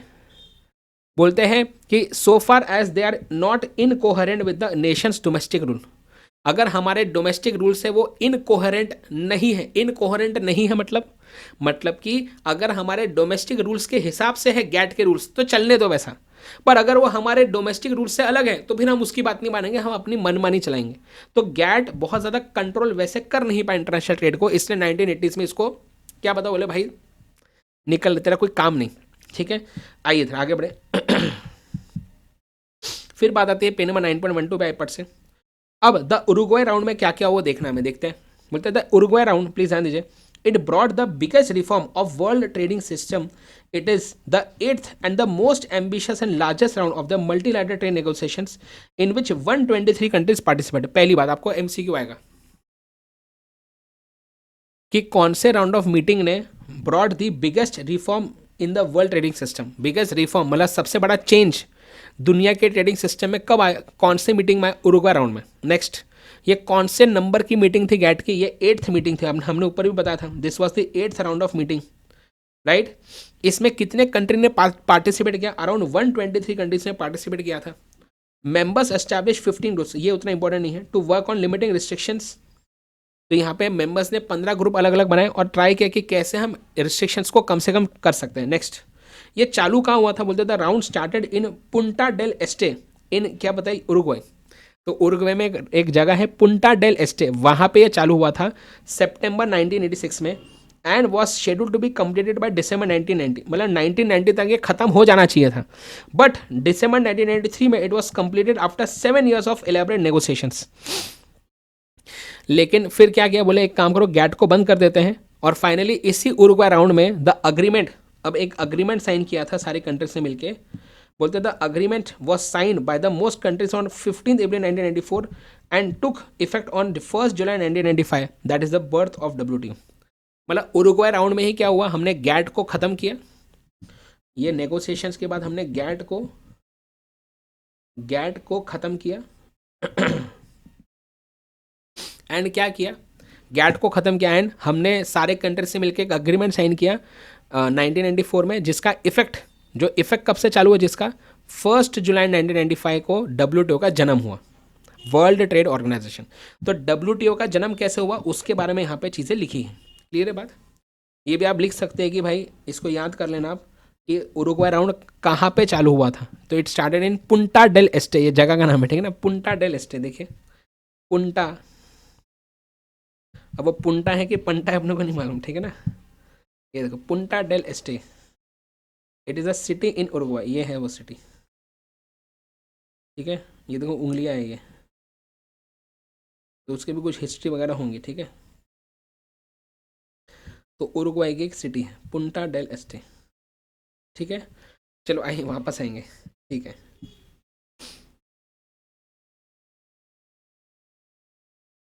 हाँ, तो वहाँ पे चालू हुआ था, ठीक है। चलिए, तो जन्म कब हुआ WTO का, MCQ आ सकता है आपको। जन्म हुआ 1 जुलाई 1995। चलिए क्लियर है बात, ओके। नेक्स्ट, अब बात करें, ये इंपॉर्टेंट है, ऑब्जेक्टिव्स ऑफ WTO। क्या क्या ऑब्जेक्टिव है, ध्यान देंगे। बोलते हैं हमने WTO चालू क्यों किया, पहली बात, द प्रिंसिपल मतलब क्या, main, the main objective of WTO is what? It was to facilitate the flow of international trade smoothly, freely, fairly, predictably। मतलब कि दुनिया में स्मूथली, फ्रीली, फेयर वे से, ऐसा अनफेयर चीज़ नहीं कि एक कंट्री दूसरों को बेनिफिट दे रही पर दूसरी नहीं दे रही, या डेवलप कंट्रीज जो है डेवलपिंग कंट्री का फायदा उठा रही है, ऐसा नहीं होना चाहिए। फेयरली ट्रेड होना चाहिए। प्रिडिक्टेबली का मतलब क्या है, प्रिडिक्टेबली का मतलब क्या है, इसका मतलब होता है कि कोई भी कंट्री जब अपने रूल रेगुलेशन चेंज करते हैं ना, तो उसको बताना चाहिए सबको, वरना वो अपने ही सुमड़ी में आराम से अपना रूल रेगुलेशन चेंज कर देगा और बाकियों को बताएगा नहीं, तो ऐसा चलेगा नहीं, ये सही बात नहीं है ऐसा, ठीक है। तो देखिए बोलते हैं WTO के 6 की ऑब्जेक्टिव से क्या क्या है, बोलते हैं to set and enforce rules for international trade, तो इंटरनेशनल ट्रेड के लिए रूल्स रेगुलेशन बनाओ। To provide a forum, forum मतलब क्या, एक प्लेटफॉर्म प्रोवाइड करना for negotiating and monitoring further trade liberalization, कि हम हमारे ओवरऑल दुनिया में और कैसे ट्रेड के रूल रेगुलेशन को सिंप्लीफाई कर सकते हैं। तो उसका एक प्लेटफॉर्म प्रोवाइड कर रहा है WTO कि हमारे पास आओ, WTO के पास आओ, और यहाँ पे हम डिस्कशन करते हैं कि कैसे और ट्रेड को लिबरलाइज किया जा सकता है, कैसे दुनिया में हम इंटरनेशनल ट्रेड को और उसके रिगार्डिंग रूल रेगुलेशन को कैसे सिंप्लीफाई कर सकते हैं सर, ठीक है। Next, to resolve trade disputes, to resolve what, to resolve trade disputes, कि अगर समझो कि इंटरनेशनल ट्रेड से रिलेटेड कोई झगड़े चल रहे हैं, जैसे समझो US चाइना में झगड़े चल रहे हैं, तो उसको रिजॉल्व करेगा कौन, WTO है ना, उसको सॉल्व करेगा। तो ट्रेड डिस्प्यूट्स मतलब झगड़े, ठीक है। आगे, to increase the transparency of decision making process, है ना, ऐसा नहीं कि WTO अकेला बैठ के सब डिसाइड कर लिया, ऐसा नहीं, उसमें मेंबर कंट्रीज को भी आपको इन्वॉल्व करना है, ट्रांसपेरेंसी रखनी है डिसीजन मेकिंग प्रोसेस में, सबको पता होना चाहिए कि WTO एग्जैक्टली क्या रूल रेगुलेशन बना रहा है।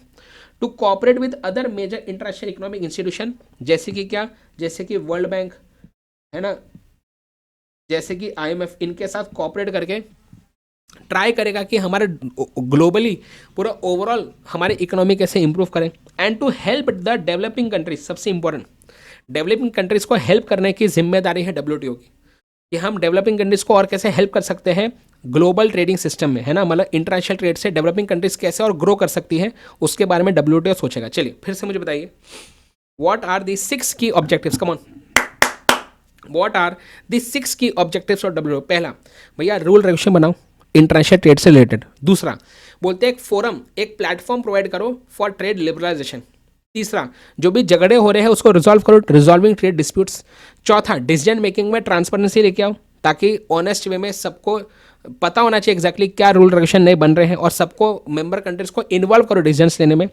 पांचवा, क्या बताइए, to cooperate with other major international economic institution, जैसे कि वर्ल्ड बैंक, IMF, जिससे ग्लोबल हमारी इकोनॉमी कैसे इंप्रूव करे। एंड छठवा, डेवलपिंग कंट्रीज को हेल्प करना है, ठीक है। अब इसको रट्टा थोड़ी ना आपको मारना है, आपने इसको रीड कर लिया ना, आपको एग्जाम में लिखना थोड़ी ना, आपको तो MCQ आएगा। इसको आप और एक दो बार रीड करेंगे, आपको एक बेसिक आइडिया आ जाएगा। अब आपको सवाल पूछेगा, बताओ क्या WTO का ऑब्जेक्टिव नहीं है, 4 ऑप्शन दिए रहेंगे, बोलेंगे बताओ क्या नहीं है ऑब्जेक्टिव, वो पढ़ के ही आपको समझ में आ जाएगा। तो ज़्यादा टेंशन नहीं लेना इसमें, इकोनॉमिक्स में ये सिलेबस है ज़्यादा, बट क्या बताइए, हमको रट्टा थोड़ी मारना है, MCQ है, ठीक। आगे बोलते हैं the objective of WTO agreements given in the preamble of the agreement is, तो बोलते हैं जो हमने WTO का जो अग्रीमेंट था ना, जिस पे सबने साइन किया सारे कंट्रीज ने, उसके प्रियम्बल, प्रियम्बल मतलब जो फर्स्ट पेज होता है अग्रीमेंट का, उसको प्रियम्बल बोलता है। किसी लॉ का, किसी एक्ट का जो फर्स्ट पेज होता है उसे प्रियम्बल बोलते हैं, कि हमने ये लॉ, ये एक्ट, ये अग्रीमेंट क्यों बनाया है। तो उसमें भी WTO के कुछ ऑब्जेक्टिव्स लिखे हैं, दैट इज हमें ओवरऑल दुनिया में स्टैंडर्ड ऑफ लिविंग, लोगों का स्टैंडर्ड लिविंग, उनका वेलबींग इंप्रूव करना है। हम चाहते हैं पूरे ओवरऑल दुनिया में there is full employment of resources and growth of real income and the effective demand and expanding the production and trade in good services. तो WTO के अग्रीमेंट के प्रियम्बल में जो ऑब्जेक्टिव लिखे हैं वो ये वाले हैं। वैसे 6 की ऑब्जेक्टिव्स इनके ये हैं, और प्रिंसिपल ऑब्जेक्टिव, मेन ऑब्जेक्टिव क्या है, ये डन है। तो ये आपको बेसिक चीज़ है, आपको ऑप्शंस पढ़ के ही समझ में आ जाएगा कि क्या ऑब्जेक्टिव है क्या नहीं है, हमको रट्टा थोड़ी मारना है, ठीक है ना। चलिए आगे, नेक्स्ट, अगली बात, नेक्स्ट देखेंगे, ये इंपॉर्टेंट है, पेज नंबर 9.12 में, द WTO, प्लीज ध्यान दीजिए, WTO accounts for 95% of the world trade. इसमें अभी कितने मेंबर्स हैं, MCQ आता है कि WTO के अभी कितने मेंबर्स हैं, बोलते हैं टोटल 164 कंट्रीज WTO के मेंबर्स हैं।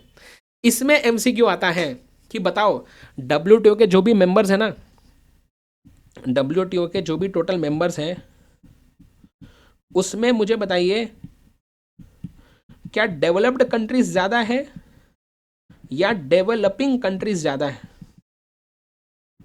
समझे क्या बात, क्या बोल रहा हूँ, क्या डेवलप्ड कंट्रीज ज़्यादा है या डेवलपिंग कंट्रीज ज़्यादा है। तो याद रखना WTO के मेंबर्स में जो है डेवलपिंग कंट्रीज ज़्यादा है, समझे।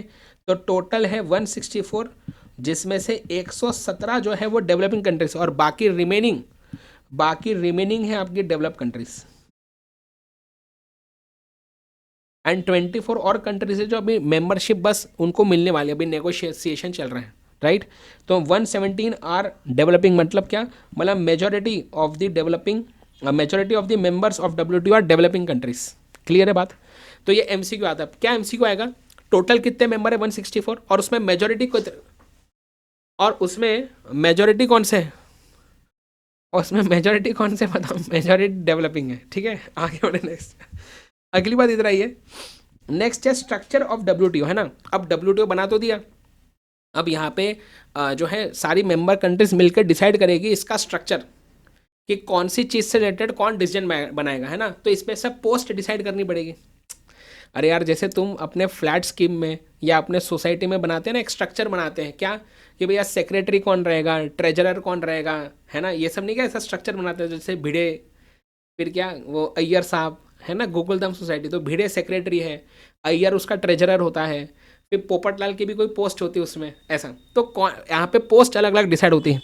तो यहाँ पे बोलते हैं कि देखो, सबसे पहले स्ट्रक्चर ऑफ WTO बोलते हैं, the WTO members are supported by a secretariat. Now what is a secretariat, secretariat का मतलब होता है, मतलब कि हेड ऑफिस। तो WTO का हेड ऑफिस कहाँ पर है भाई बताओ, इसका हेड ऑफिस है जिनीवा में, राइट। तो WTO जिनीवा सेक्रेटेरिएट,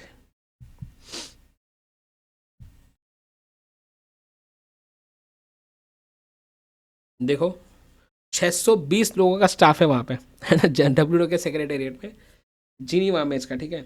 ओके, ये देखो इस तरह का पूरा दिखता है वो, राइट।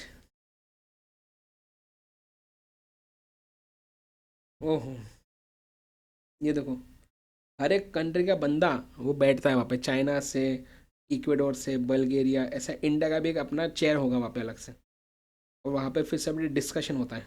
क्या समझ में आ रही बात है। चलो बहुत बढ़िया, हमने WTO सेक्रेटेरिएट भी देख लिया यहाँ पे बैठे बैठे। आइए, तो इसका क्या पर है, जिनीवा में। It is headed by a director general, जैसे कंपनी का हेड चेयरमैन वगैरह होता है, वैसे WTO का हेड कौन होगा बताओ, इसका डायरेक्टर जनरल, ठीक है। तो अब इसका नाम क्या, अपने को वो जानने की जरूरत नहीं है, ठीक ना, बता रहा हूँ बस, इसका डायरेक्टर जनरल, ये देखो कौन है, ये है। तो गोजी गोजी ओकोंजो, अरे एक मिनट, अरे सॉरी सॉरी, ये क्या बंद हो गया क्या, अरे यार बताओ, उसका चेहरा आया कि बंद हो गया। तो गोजी ओकोंजो इवेयाला जो है, ये डायरेक्टर जनरल है। आई एम रियली सॉरी, मुझे पता नहीं इसका क्या है प्रोनाउंसिएशन, ठीक है। हाँ, तो गोजी गोजी ओकोंजो इवियाला, ये क्या है, डायरेक्टर जनरल है WTO के अभी, ठीक है ना। ओके चलो, अच्छी बात है, राइट, वापस आएंगे। तो इसके एक डायरेक्टर जनरल, इसका नाम क्या जानने की जरूरत नहीं है ना, वो लिखना नहीं एग्जाम में। तो क्या डायरेक्टर जनरल होता है इसका हेड, बस। इसका 3 टियर क्या है बताओ, इसका 3 टियर डिसीजन मेकिंग सिस्टम है, मतलब 3 लेवल है डिसीजन मेकिंग के। पहला है top level, second level, third level. Top level में कौन आता है बताओ, मिनिस्टीरियल कॉन्फ्रेंस। तो टॉप लेवल में आते हैं मिनिस्ट्रियल कॉन्फ्रेंस वाले लोग, सेकंड लेवल में आते हैं जनरल काउंसिल वाले लोग, एंड थर्ड लेवल में आते हैं goods council, service council, intellectual property council, ठीक है। ओके, तो मिनिस्ट्रियल कॉन्फ्रेंस क्या है, ये टॉप लेवल का इनका, मतलब इनका ऑफिस जो है ना, इसमें टॉप लेवल के लोग किस में बैठते हैं, मिनिस्ट्रियल कॉन्फ्रेंस का पार्ट होता है, ठीक है। मिनिस्ट्रियल कॉन्फ्रेंस क्या करता है, takes decision on all matters under any of the multilateral trade agreements. Multilateral trade agreement मतलब कोई भी ऐसा ट्रेड एग्रीमेंट जिसमें मल्टीपल कंट्रीज अगर इन्वॉल्व होती है, तो उससे रिगार्डिंग डिसीजन कौन लेगा, मिनिस्ट्रियल कॉन्फ्रेंस। इसमें जो जो लोग पार्ट होते हैं मिनिस्ट्रियल कॉन्फ्रेंस का, इनको हर 2 साल में एटलीस्ट एक बार इनकी मीटिंग होनी ही चाहिए, at least once in every 2 years इनकी मीटिंग होनी चाहिए, ठीक है। नेक्स्ट, सेकेंड लेवल पे बेटा आते हैं जनरल काउंसिल वाले। ये क्या करते हैं, ये एक ही साल में मल्टीपल बार ये मिलते हैं, सेवरल टाइम्स इन ईयर। कहाँ पे, जिनीवा हेडक्वार्टर में मिलते हैं। अगला, it also meets as the trade policy review board and the dispute settlement body, है ना। समझो अगर समझो डब्ल्यूटीओ ने कोई ट्रेड पॉलिसी बनाई, अब उसमें कुछ प्रॉब्लम्स हो रही है या लोग उसको फॉलो, कंट्रीज उसको फॉलो नहीं कर पा रही बराबर से, तो उसे रिव्यू करेंगे, उसमें चेंजेस करेंगे अगर ज़रूरत है तो।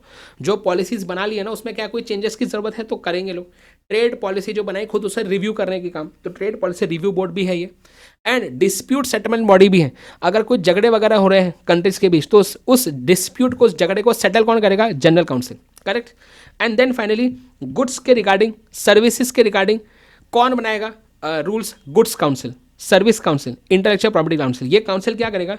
It reports to the general council and are responsible for overseeing the implementation of the WTO agreement, है ना। सॉरी, ये बनाएंगे नहीं, ये लोग बनाएंगे नहीं, बनाएगा कौन पॉलिसी? मिनिस्ट्रियल कॉन्फ्रेंस, ठीक है ना, ये बनाएगा पॉलिसी।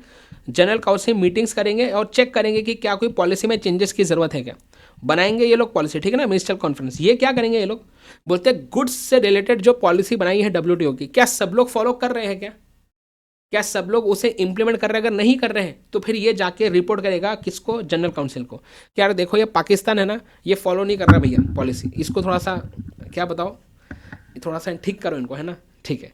वैसे सर्विस काउंसिल बोलेगा जो सर्विसेज से रिलेटेड जो बनाए होंगे पॉलिसीज, क्या सब लोग फॉलो कर रहे हैं? क्या नहीं कर रहे तो जाके जनरल काउंसिल को बताओ। इंटेलेक्चुअल प्रॉपर्टी काउंसिल क्या करेगा?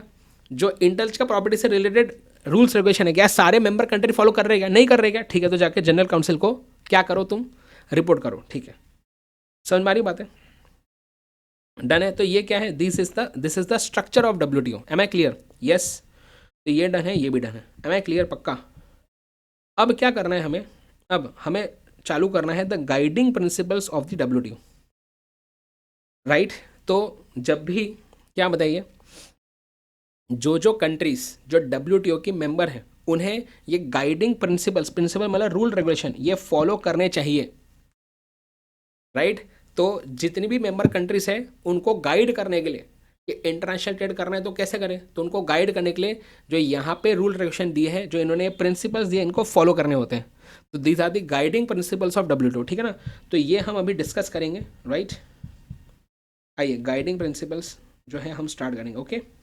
चलिए धनाधन देखेंगे। पहला गाइडिंग प्रिंसिपल है मोस्ट फेवर्ड नेशन प्रिंसिपल और द ट्रेड विदाउट डिस्क्रिमिनेशन वाला प्रिंसिपल। देखते हैं, बोलते हैं डब्ल्यूटीओ बोलता है कि we should treat all other countries equally under the WTO agreements. Countries can not normally discriminate between the trading partners, है ना। Grant someone a special favour such as a lower duty rate, then you have to do that the same for all other WTO members. This principle is known as the MFN treatment, ठीक है ना, most favoured nation treatment. अब ये क्या बोल रहे हैं? बोलते हैं भाई देख, डब्ल्यूटीओ ने बोला कि देखो भाई country A, B, C, D, ये चारों कंट्रीज क्या है? ये चारों कंट्री डब्ल्यूटीओ की मेंबर है, ओके। अब जब कंट्री B के यहाँ से कपड़ा आ रहा था ना, क्लॉथ, तो कंट्री A ने क्या बोला कि देख भाई वैसे तो अपना क्या है, वैसे तो अपन टैरिफ जनरली लगाते हैं 15% एक दूसरे के ऊपर, पर मैं कंट्री बी को एक बेनिफिट देना चाहता हूँ।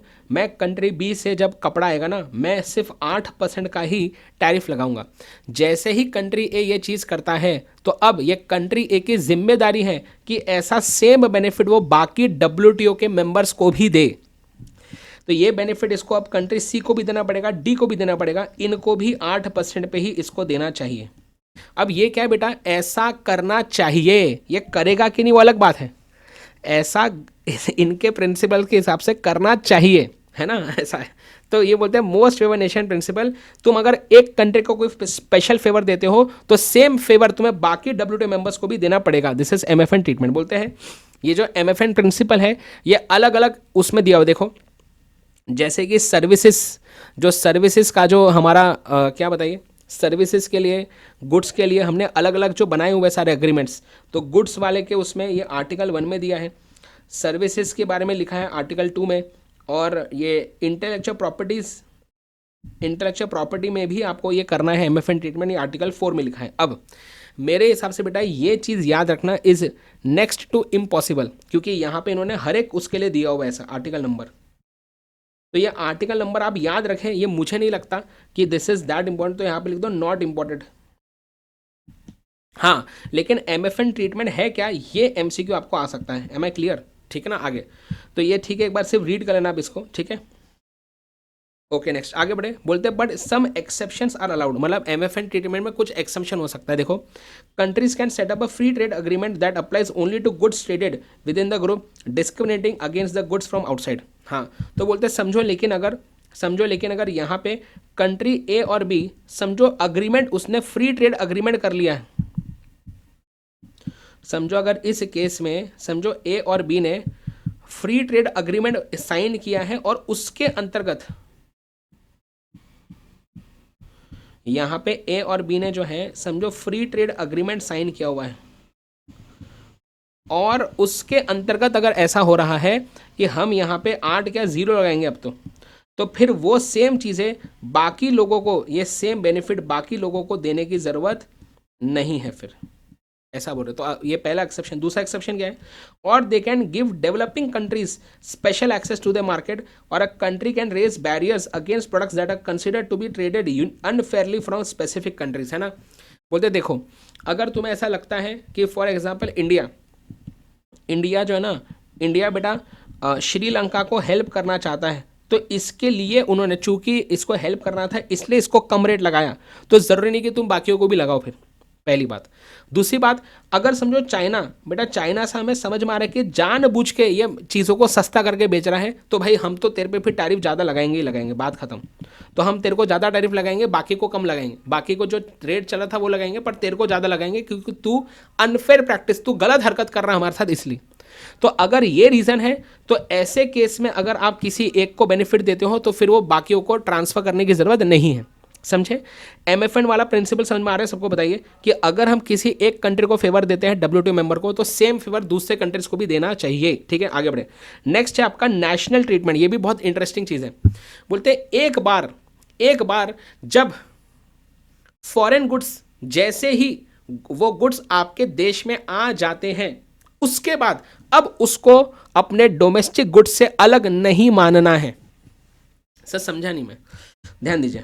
For example, national treatment policy क्या है, सुनिए ध्यान से। हाँ, नेशनल ट्रीटमेंट पॉलिसी क्या है, बोलते देखो, जैसे मैंने बोला इंडिया, ठीक है, थोड़ा बड़ा बना रहा हूँ अभी, ठीक है, इंडिया, तो इंडिया और चाइना, ठीक है।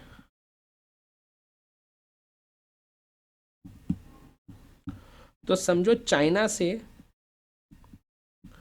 चाइना से इंडिया में मोबाइल फ़ोन्स आ रहे हैं, ठीक है, मोबाइल फ़ोन आ रहा है।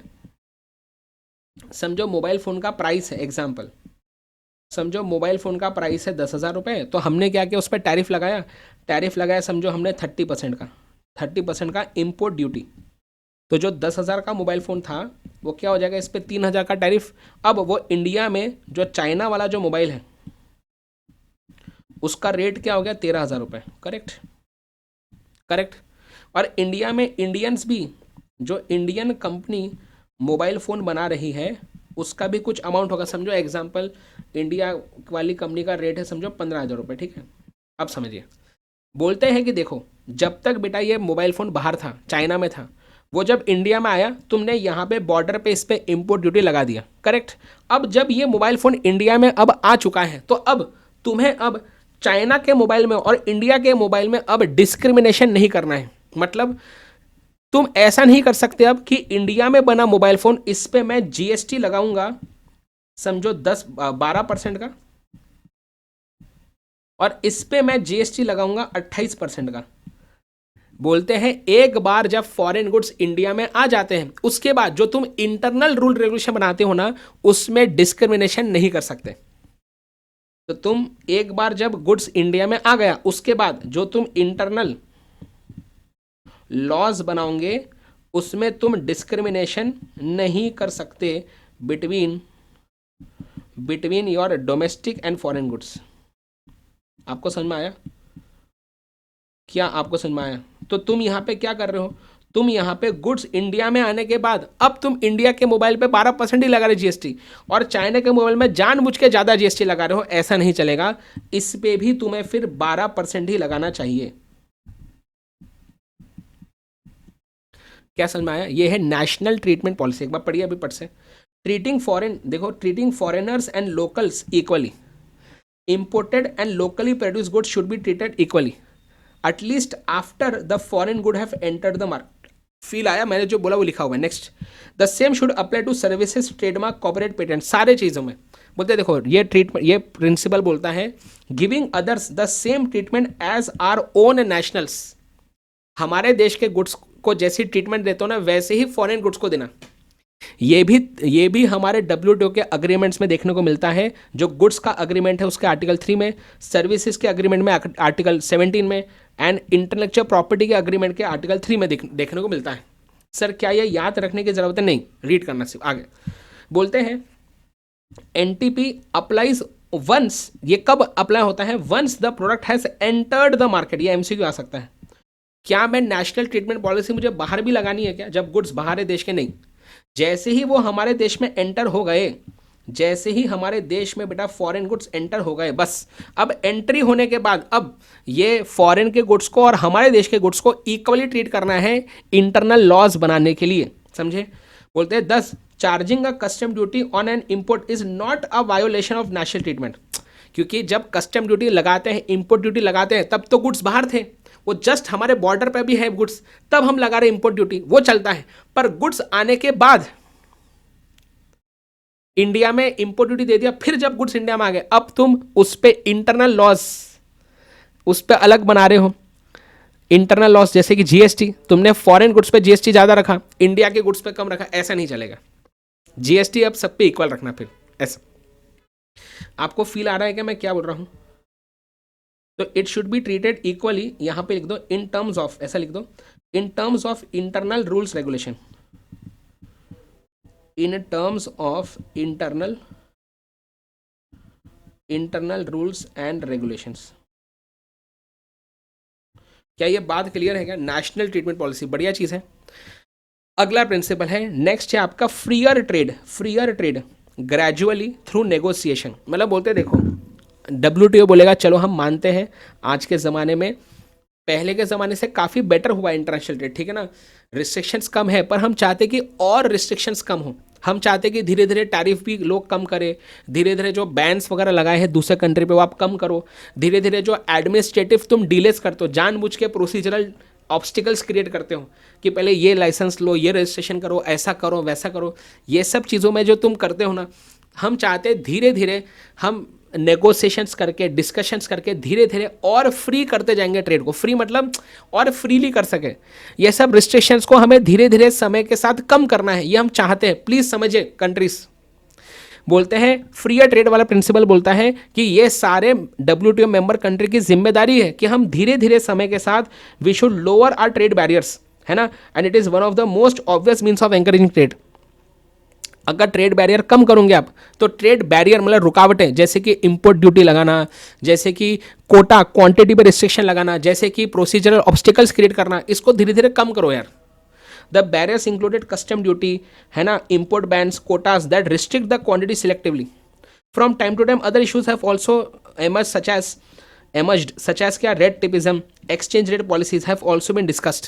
बोलते हैं रेड टिपिज्म मतलब आप जानबूझ के अननेसेसरीली एक्स्ट्रा का प्रोसेस फॉलो करने बोलते हो तुम इंपोर्ट, जब भी गुड्स इंपोर्ट होते हैं तब, तो अननेसेसरी प्रोसेस को फॉलो करने मत बोलो, इससे फालतू में डिले होता है, काम लेट होता है और लोगों को फिर ज़्यादा इंपोर्ट करते नहीं, ऐसा मत करो यार प्लीज़।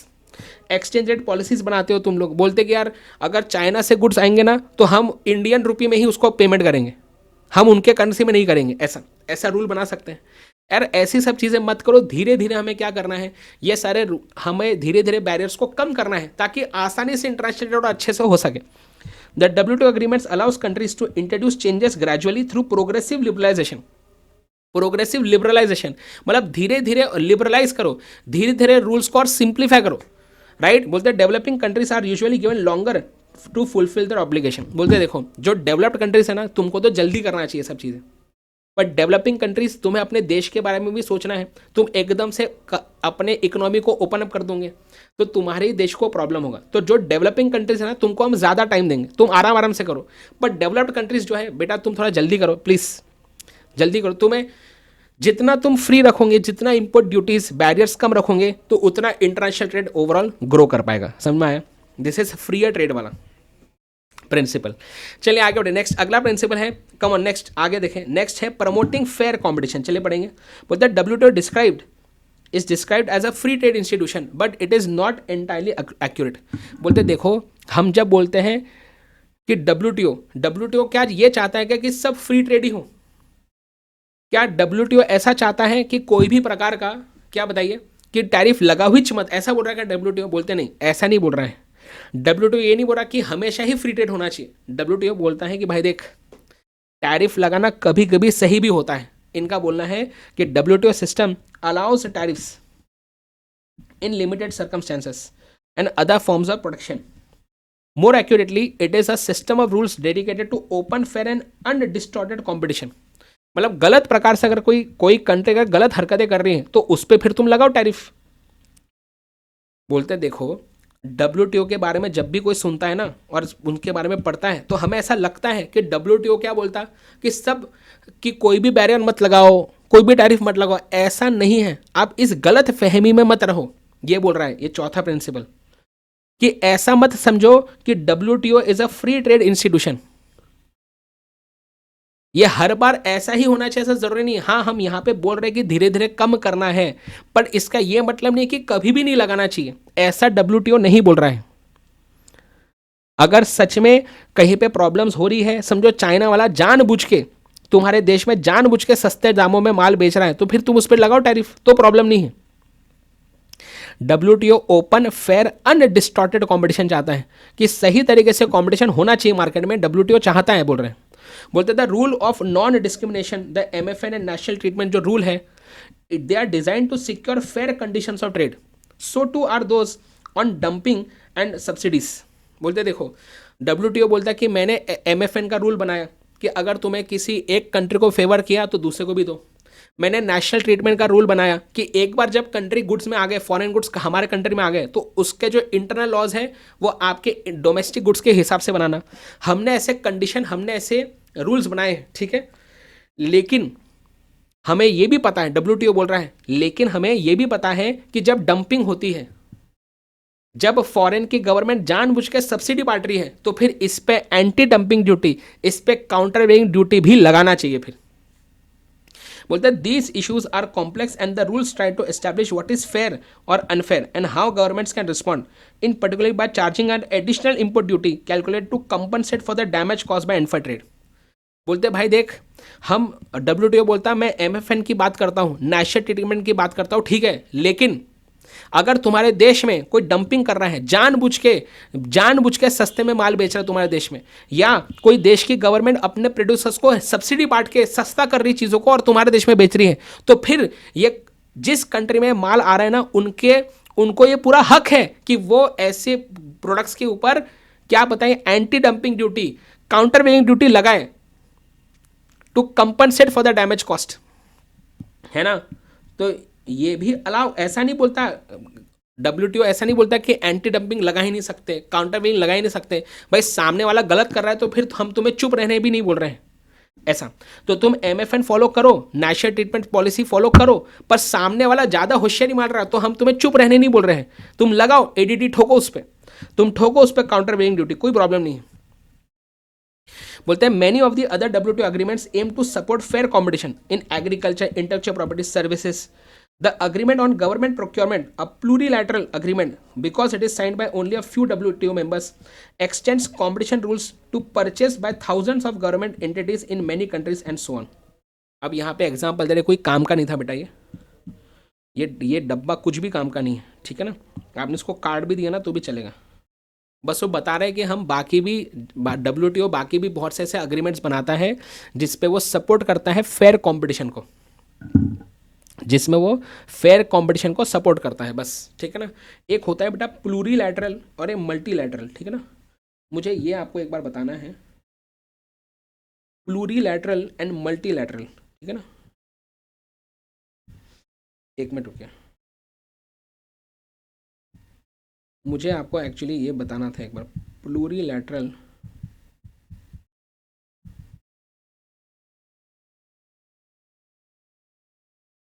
हाँ,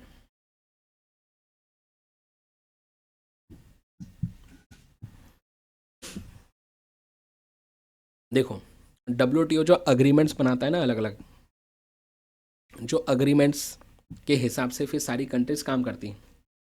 तो पहले WTO को रूल रेगुलेशन बनाएगा, उसके लिए अग्रीमेंट बनाएगा और सारी कंट्रीज को बोलेगा अब तुम इसे साइन करो ताकि तुम इसको फॉलो करोगे ऐसा। ठीक है, तो इसमें दो प्रकार के अग्रीमेंट होती हैं, एक होती है मल्टीलैटरल अग्रीमेंट, एक होती है प्लूरीलैटरल अग्रीमेंट। समझे?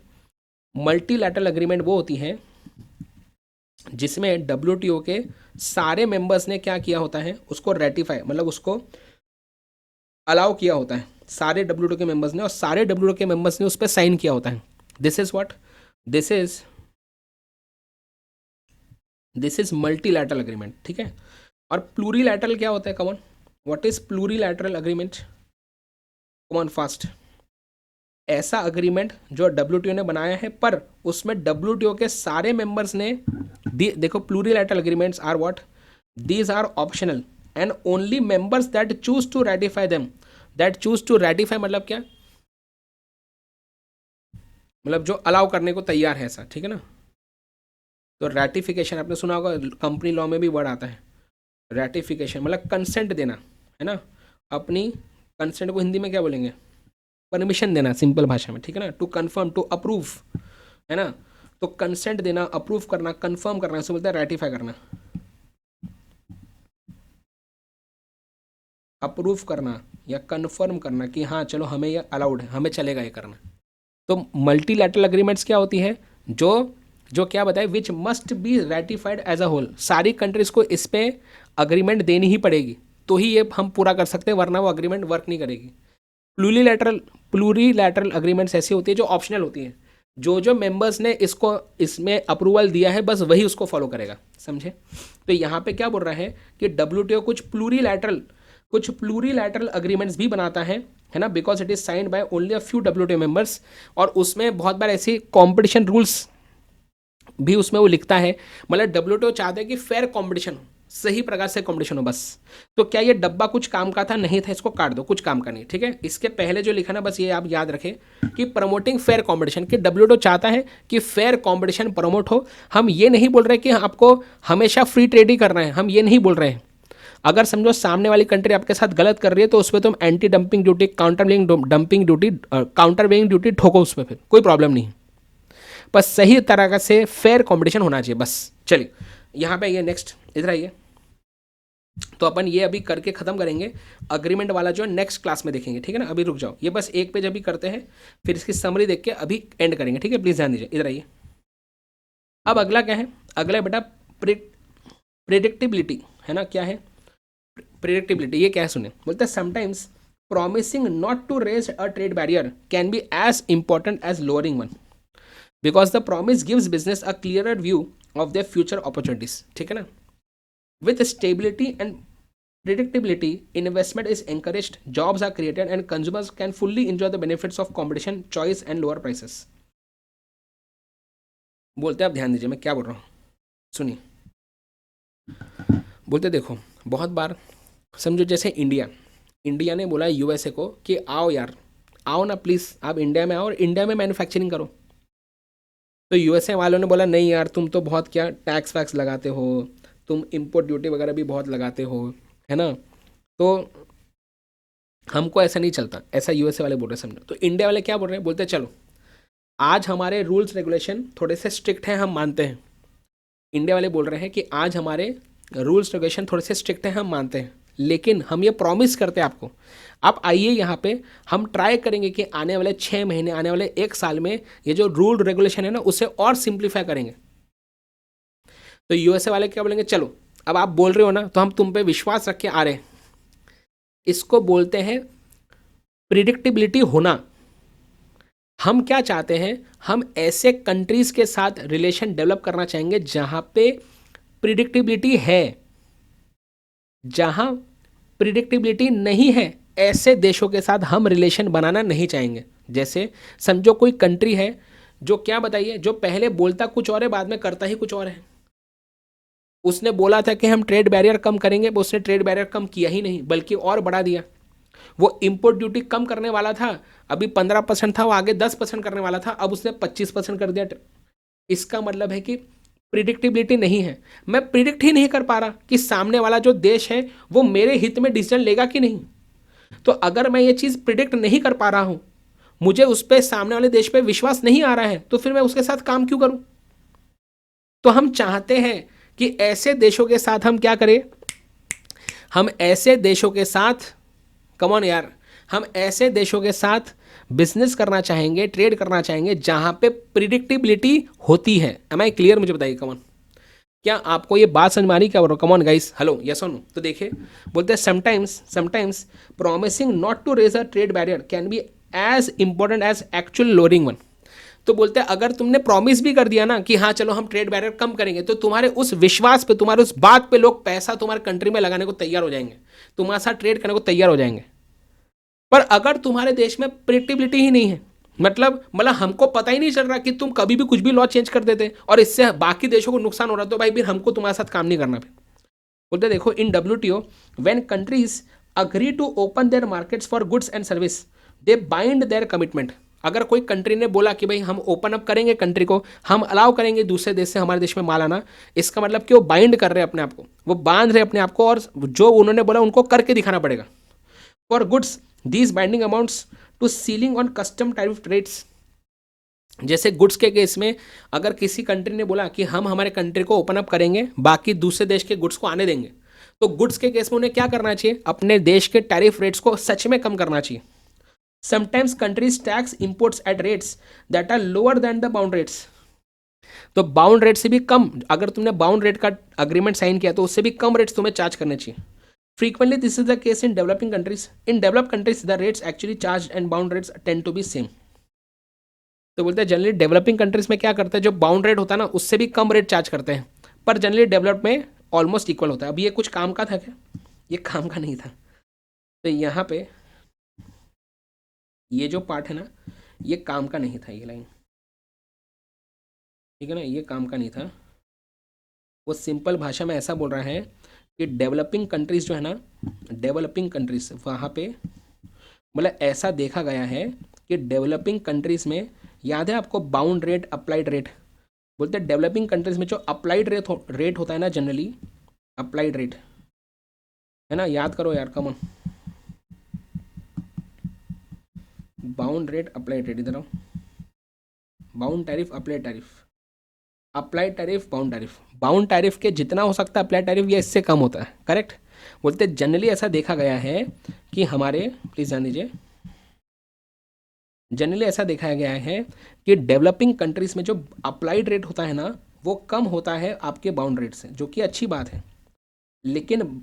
लेकिन जो बाउंड रेट या टैरिफ बोल सकता हूं मैं, है ना, लेकिन जो क्या बताइए, लेकिन जो डेवलप्ड कंट्रीज है ना वहां पे ऐसा देखा गया है जनरली कि अप्लाइड टैरिफ जो है ना जनरली इक्वल होता है बाउंड टैरिफ से, ऐसा बोल रहे हैं। ठीक है भाई, वैसे उतना इंपॉर्टेंट नहीं था, बस वही लाइन वो यहाँ पे वो बोल रहा था। तो बोलते हैं इन केस ऑफ WTO, अगर समझो किसी कंट्री ने अग्री किया कि हम मार्केट को ओपन अप करेंगे, तो they should bind their commitment, मतलब उसको बाउंड अग्रीमेंट साइन करने चाहिए फिर दूसरे कंट्रीज के साथ, और बोलना चाहिए कि चलो हम तुम पर भी कम टैरिफ रेट लगाएंगे। अ country can change it's binding but only after negotiation, है ना, मतलब अगर समझो इंडिया ने समझो USA के साथ बाउंड अग्रीमेंट साइन किया कि हम वैसे तो 20% लगाते थे, पर अब बाउंड अग्रीमेंट के हिसाब से 15% ही टैरिफ लगाएंगे। अब अगर समझो इंडिया को अब ये टैरिफ रेट बढ़ाना है, तो क्या नेगोशिएशन के बाद, डिस्कशन के बाद ही कर सकता है, अपने आप नहीं कर सकता। अ country can change it's bindings but only after negotiation, याद आ रहा है क्या, विद ट्रेडिंग पार्टनर्स। एंड अगर समझो तुम 15% से 18% कर रहे हो, तो जो 3% का जो लॉस होगा USA वालों का, वो कंपनसेट करना पड़ता है। याद है क्या यार, कम ऑन यार, यूनिट 2 में बताया था। बोलते हैं it could mean compensating them for loss of trade. One achievement of Uruguay round of multilateral trade was to increase the amount of trade under the binding commitments. तो Uruguay round में जो meetings हुई थी ना, उसमें एक बड़ा achievement उनका ये था कि उन्होंने यही चीज़ को और बढ़ाया कि बोले अगर हमारे देश, हमें ओवरऑल दुनिया में इंटरनेशनल ट्रेड बढ़ाना है ना, तो बाउंड अग्रीमेंट साइन करवाओ कंट्रीज के बीच, ताकि लोग फिर वो बाउंड रेट के हिसाब से ट्रेड करें, ऐसा। ठीक है, बोलते हैं in agriculture 100% of the products now have bound tariffs. ये MCQ आ सकता है, this results in high degree of market security for traders and investors.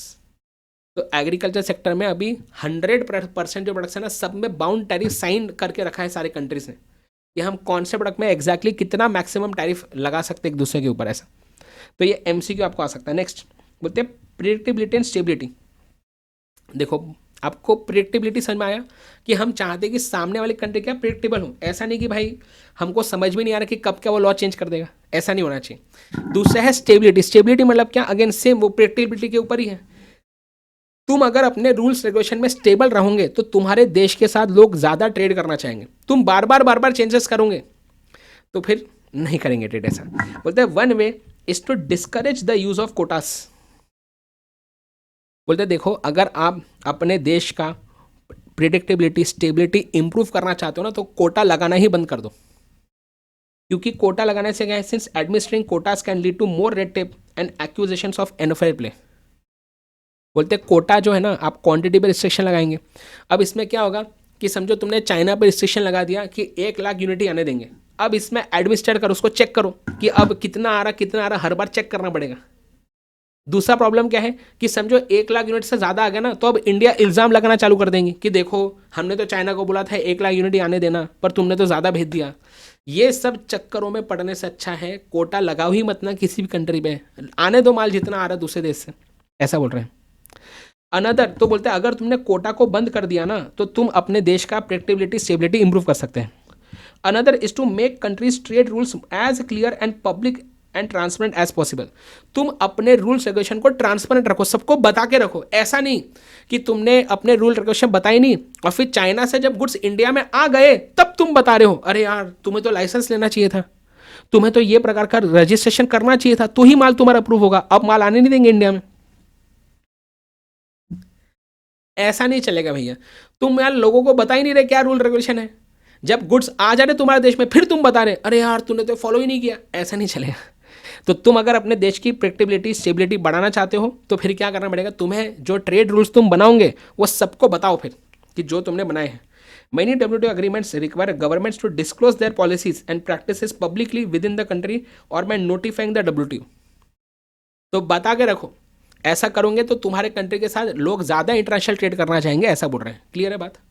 Next अगली बात है encouraging development and economic reform. चलिए लास्ट है हमारा गाइडिंग प्रिंसिपल, जल्दी पढ़ेंगे बोलते हैं और इसके बाद क्लास भी एंड कर रहे हैं आज का, ठीक है ध्यान दीजिए। मतलब ये वाला पार्ट आइए बोलते the WTO system contributes to development, okay? On the other hand developing countries need flexibility in time they take to implement the systems agreement। देखो जो डेवलपिंग कंट्रीज है ना बेटा, वो एकदम से WTO की सारी बातें नहीं मान सकता, क्योंकि डेवलपिंग कंट्री को अपने देश के लोगों को भी देखना है ना यार, कि हमारा देशी ग्रोथ अभी पूरी तरीके से ग्रो नहीं हुआ, हमारे देश के ही बिजनेस ऑर्गेनाइजेशन ज़्यादा पैसा नहीं कमा पा रहे हैं, राइट? और तुम जो है बोल रहे कि फॉरेन से माल आने दो आने दो आने दो, यार इससे तो गड़बड़ होगी।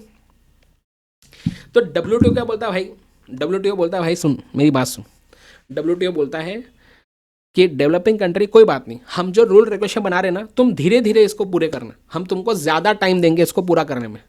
जैसे समझो कोई कोई हमने अग्रीमेंट बनाया तो डेवलप कंट्री को बोलेंगे कि तुम्हें 3 साल में ये अग्रीमेंट के हिसाब से काम करना है, और डेवलपिंग कंट्री को बोलेंगे कि भाई तू 10 साल लगा, आराम से कर, कोई जल्दबाजी नहीं है। बोलते हैं agreements themselves inherit the earlier provisions of the GATT that allow for special assistance and trade concession for developing countries।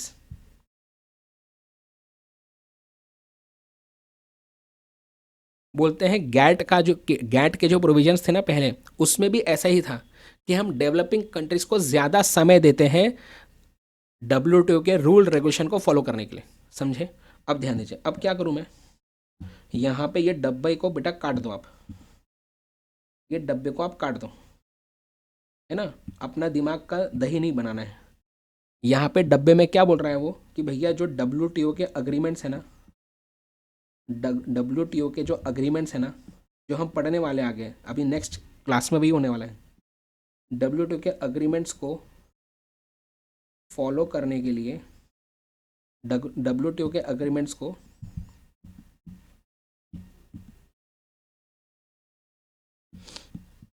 Follow करने के लिए डेवलपिंग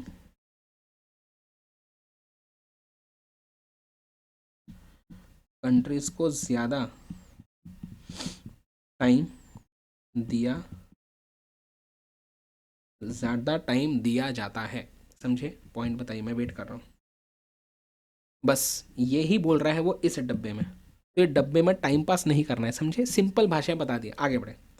बोलते over 3/4 of WTO member are what developing country. देखो यहाँ से वो आया था MCQ कि WTO के जो टोटल मेंबर्स है उसमें ज़्यादातर कौन से हैं? कौन से ज़्यादातर? डेवलपिंग कंट्री से। ठीक है, 3/4 मतलब क्या? 3/4।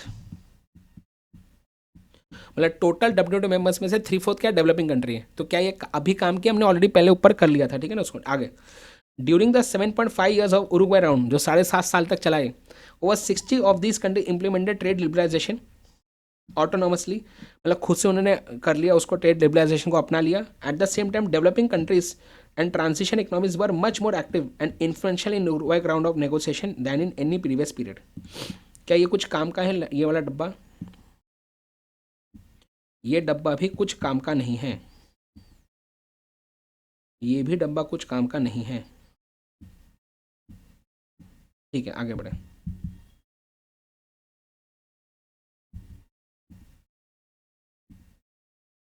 Next, at the end of the Uruguay round, developing countries were prepared to take on the most of the obligations that are required for of developed countries, but the agreement did give them transition period to adjust for difficult WTO provisions। फिर से क्या बोल रहा है वो कि Uruguay round में भी जो अग्रीमेंट्स पे सबने डिस्कशन किया उस पर डेवलपिंग जो कंट्रीज हैं उनको ट्रांजिशन पीरियड ज़्यादा लंबा दिया था। सेम यही बात बोल रहा है यहाँ पे भी कि WTO के अग्रीमेंट्स को पूरा करने का ज़्यादा समय दिया था डेवलपिंग कंट्रीज को। तो क्या ये भी काम का है? क्या नहीं है काम का। आगे बढ़े। A decision adopted at the end of the round says better off countries should accelerate the implementing market access commitments on goods exported by the least developed countries and it seeks to increase technical assistance for them. More recently, developed countries have started to allow duty-free and quota-free imports for almost all products from least developed countries। अब यहाँ पे क्या बोल रहा है? देखो, ये second last paragraph में बोल रहा है कि उरुग्वे राउंड में फाइनली हुआ क्या? फाइनली हुआ ये कि जो बेटर ऑफ कंट्रीज है, बेटर ऑफ कंट्री मतलब क्या? जो डेवलप्ड कंट्रीज है ना, इसको WTO ने बोला कि भाई देख, तेरे को ना एक्सेलरेट, तेरे को स्पीड बढ़ानी पड़ेगी अपने मार्केट एक्सेस के कमिटमेंट्स की। What is market access commitment? कि डेवलप्ड कंट्री को बोल रहे, जैसे यूएसए को बोल रहे कि भाई श्रीलंका से जब माल तेरे यहाँ पे आएगा ना तो तू उसको जल्दी अलाउ करना, मतलब कि तू उसको एक्सेस दे अपने मार्केट का। तो उरुग्वे राउंड के एंड में क्या डिसाइड हुआ कि जो डेवलप्ड कंट्रीज है ना वो अपने मार्केट का एक्सेस देंगी। किसको? अपने मार्केट का एक्सेस देंगी किसको? डेवलपिंग कंट्रीज को। और जो भी प्रकार के ट्रेड बैरियर्स होंगे ना उसको कम करेंगे। इनको टेक्निकल, तो WTO क्या करेगा? टेक्निकल असिस्टेंस भी देगा। किसको? डेवलपिंग कंट्रीज को। कि डेवलपिंग कंट्रीज तुम यूएसए में माल बेचो आराम से, यूएसए वाले मना नहीं करेंगे, ऐसा। तो अब बहुत से डेवलप कंट्रीज ने चालू कर दिया है duty free, quota free imports, कि भैया डेवलपिंग कंट्री से जब माल आ रहा ना उस पर इंपोर्ट ड्यूटी मत लगाओ, उस पर कोटा रिस्ट्रिक्शन मत लगाओ, आने दो माल। बस ये। आगे बढ़े। Next, on all of this the WTO and its members are still going through a learning process. The current Doha development agenda includes developing countries concern about the difficulties they face in implementing the Uruguay round. क्या ये काम का है का कुछ? ये भी कुछ डब्बा काम का नहीं, क्योंकि दोहा राउंड की बातें आगे अलग से आने वाली हैं। तो इसको भी आप काट दो, इसको भी आप काट दो, काम का नहीं, ठीक है। तो सिंपल भाषा में encouraging development and economic reform. WTO का प्रिंसिपल है कि हम चाहते हैं कि डेवलपमेंट और हो, किसमें? डेवलपिंग कंट्रीज में। क्यों? क्योंकि WTO की मेजॉरिटी कंट्रीज डेवलपिंग है, जो WTO की मेंबर्स है उसमें मेजॉरिटी डेवलपिंग कंट्रीज हैं। तो WTO क्या करते हैं? इनको हेल्प करने के लिए बोलते हैं एक काम कर, जो भी हम अग्रीमेंट्स बनाएंगे ना वो तुझे हम ज़्यादा टाइम देंगे पूरा करने के लिए। तो डेवलपिंग कंट्रीज तुम ज़्यादा समय लो, आराम से करो पूरे, ठीक है, हमारे एग्रीमेंट्स को। ओके, पहली बात। दूसरी बात, WTO डेवलप कंट्रीज को बोलता है कि यार डेवलप्ड कंट्री, तुम डेवलपिंग कंट्री से जब माल आएगा ना तो तुम उसमें ज़्यादा टैक्स वगैरह मत लगाना, बस। तो इस तरह से WTO क्या कर रहा है? एंकरेज कर रहा है एक डेवलपमेंट। कहाँ पे? हमारे डेवलपिंग इकोनॉमीज का। बस इतना ही पॉइंट है, कुछ नहीं है। ओके, आगे बढ़े, इधर आइए। अब देखो इसका समरी देखो, ये मैंने गूगल से हमने निकाला है, ध्यान दीजिए। पहला पॉइंट क्या है? Non discrimination. मतलब क्या? मतलब आपका MFN वाला जो है ना प्रिंसिपल, वो गूगल समरी, ध्यान दीजिए, हाँ ध्यान दो। बोलते हैं member countries must treat each other equally in trade matters including extending MFN treatment to each other. एक को फेवर दिया तो बाकी को भी देना है। नेशनल ट्रीटमेंट क्या बोलता है, member countries must treat other members products no less favorably than their own domestic products when it comes to internal taxes laws and regulation। समझ में आ गया? एक बार गुड हमारे इंडिया में आ गया, अब उस पे जो हम लॉ, उस पे जो GST लगेगा बाकी पे भी वही GST लगाना है। ऐसा नहीं कि तुम फॉरेन गुड्स पे ज़्यादा GST, डोमेस्टिक पे कम, याद है? अगला है तुम्हें ट्रांसपेरेंसी रखना ज़रूरी है। ट्रांसपेरेंसी रखना ज़रूरी है मतलब क्या? मतलब कि प्लीज़ ध्यान दीजिए, ट्रांसपेरेंसी वाला पॉइंट क्या था कि आप जो भी नई पॉलिसीज़ वगैरह बनाएंगे वो सबको बताना है। इससे क्या होगा, ट्रांसपेरेंसी रखने से तुम्हारे प्रिडिक्टेबिलिटी, तुम्हारे देश की प्रिडिक्टेबिलिटी, तुम्हारे देश की स्टेबिलिटी बढ़ेगी इससे, राइट? समझे बात? डिस्प्यूट रेजोल्यूशन वाला ये यहाँ पे नहीं है हमारे कोर्स में।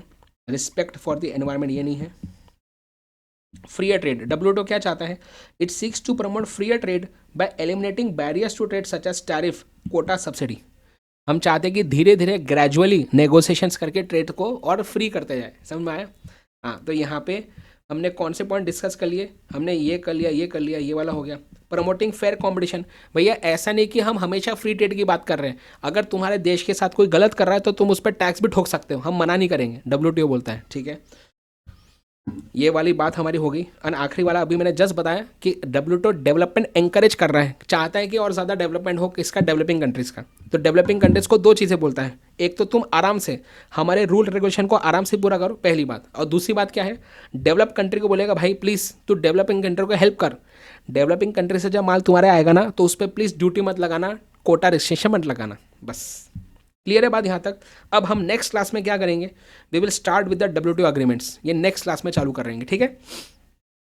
डन है बात? तो नेक्स्ट क्लास में हमारा यूनिट 3 भी खत्म हो जाएगा, ठीक है ना? सो चलिए, thank you so much guys. I hope कि आपको बातें समझ में आई होगी। अपना ख्याल रखें, अपने पेरेंट्स का ख्याल रखें, क्योंकि हम हमारे पेरेंट्स के बिना कुछ भी नहीं है। मिलते गाइस ऐसे ही हमारे अगले सेशन में। Okay, bye bye guys, bye.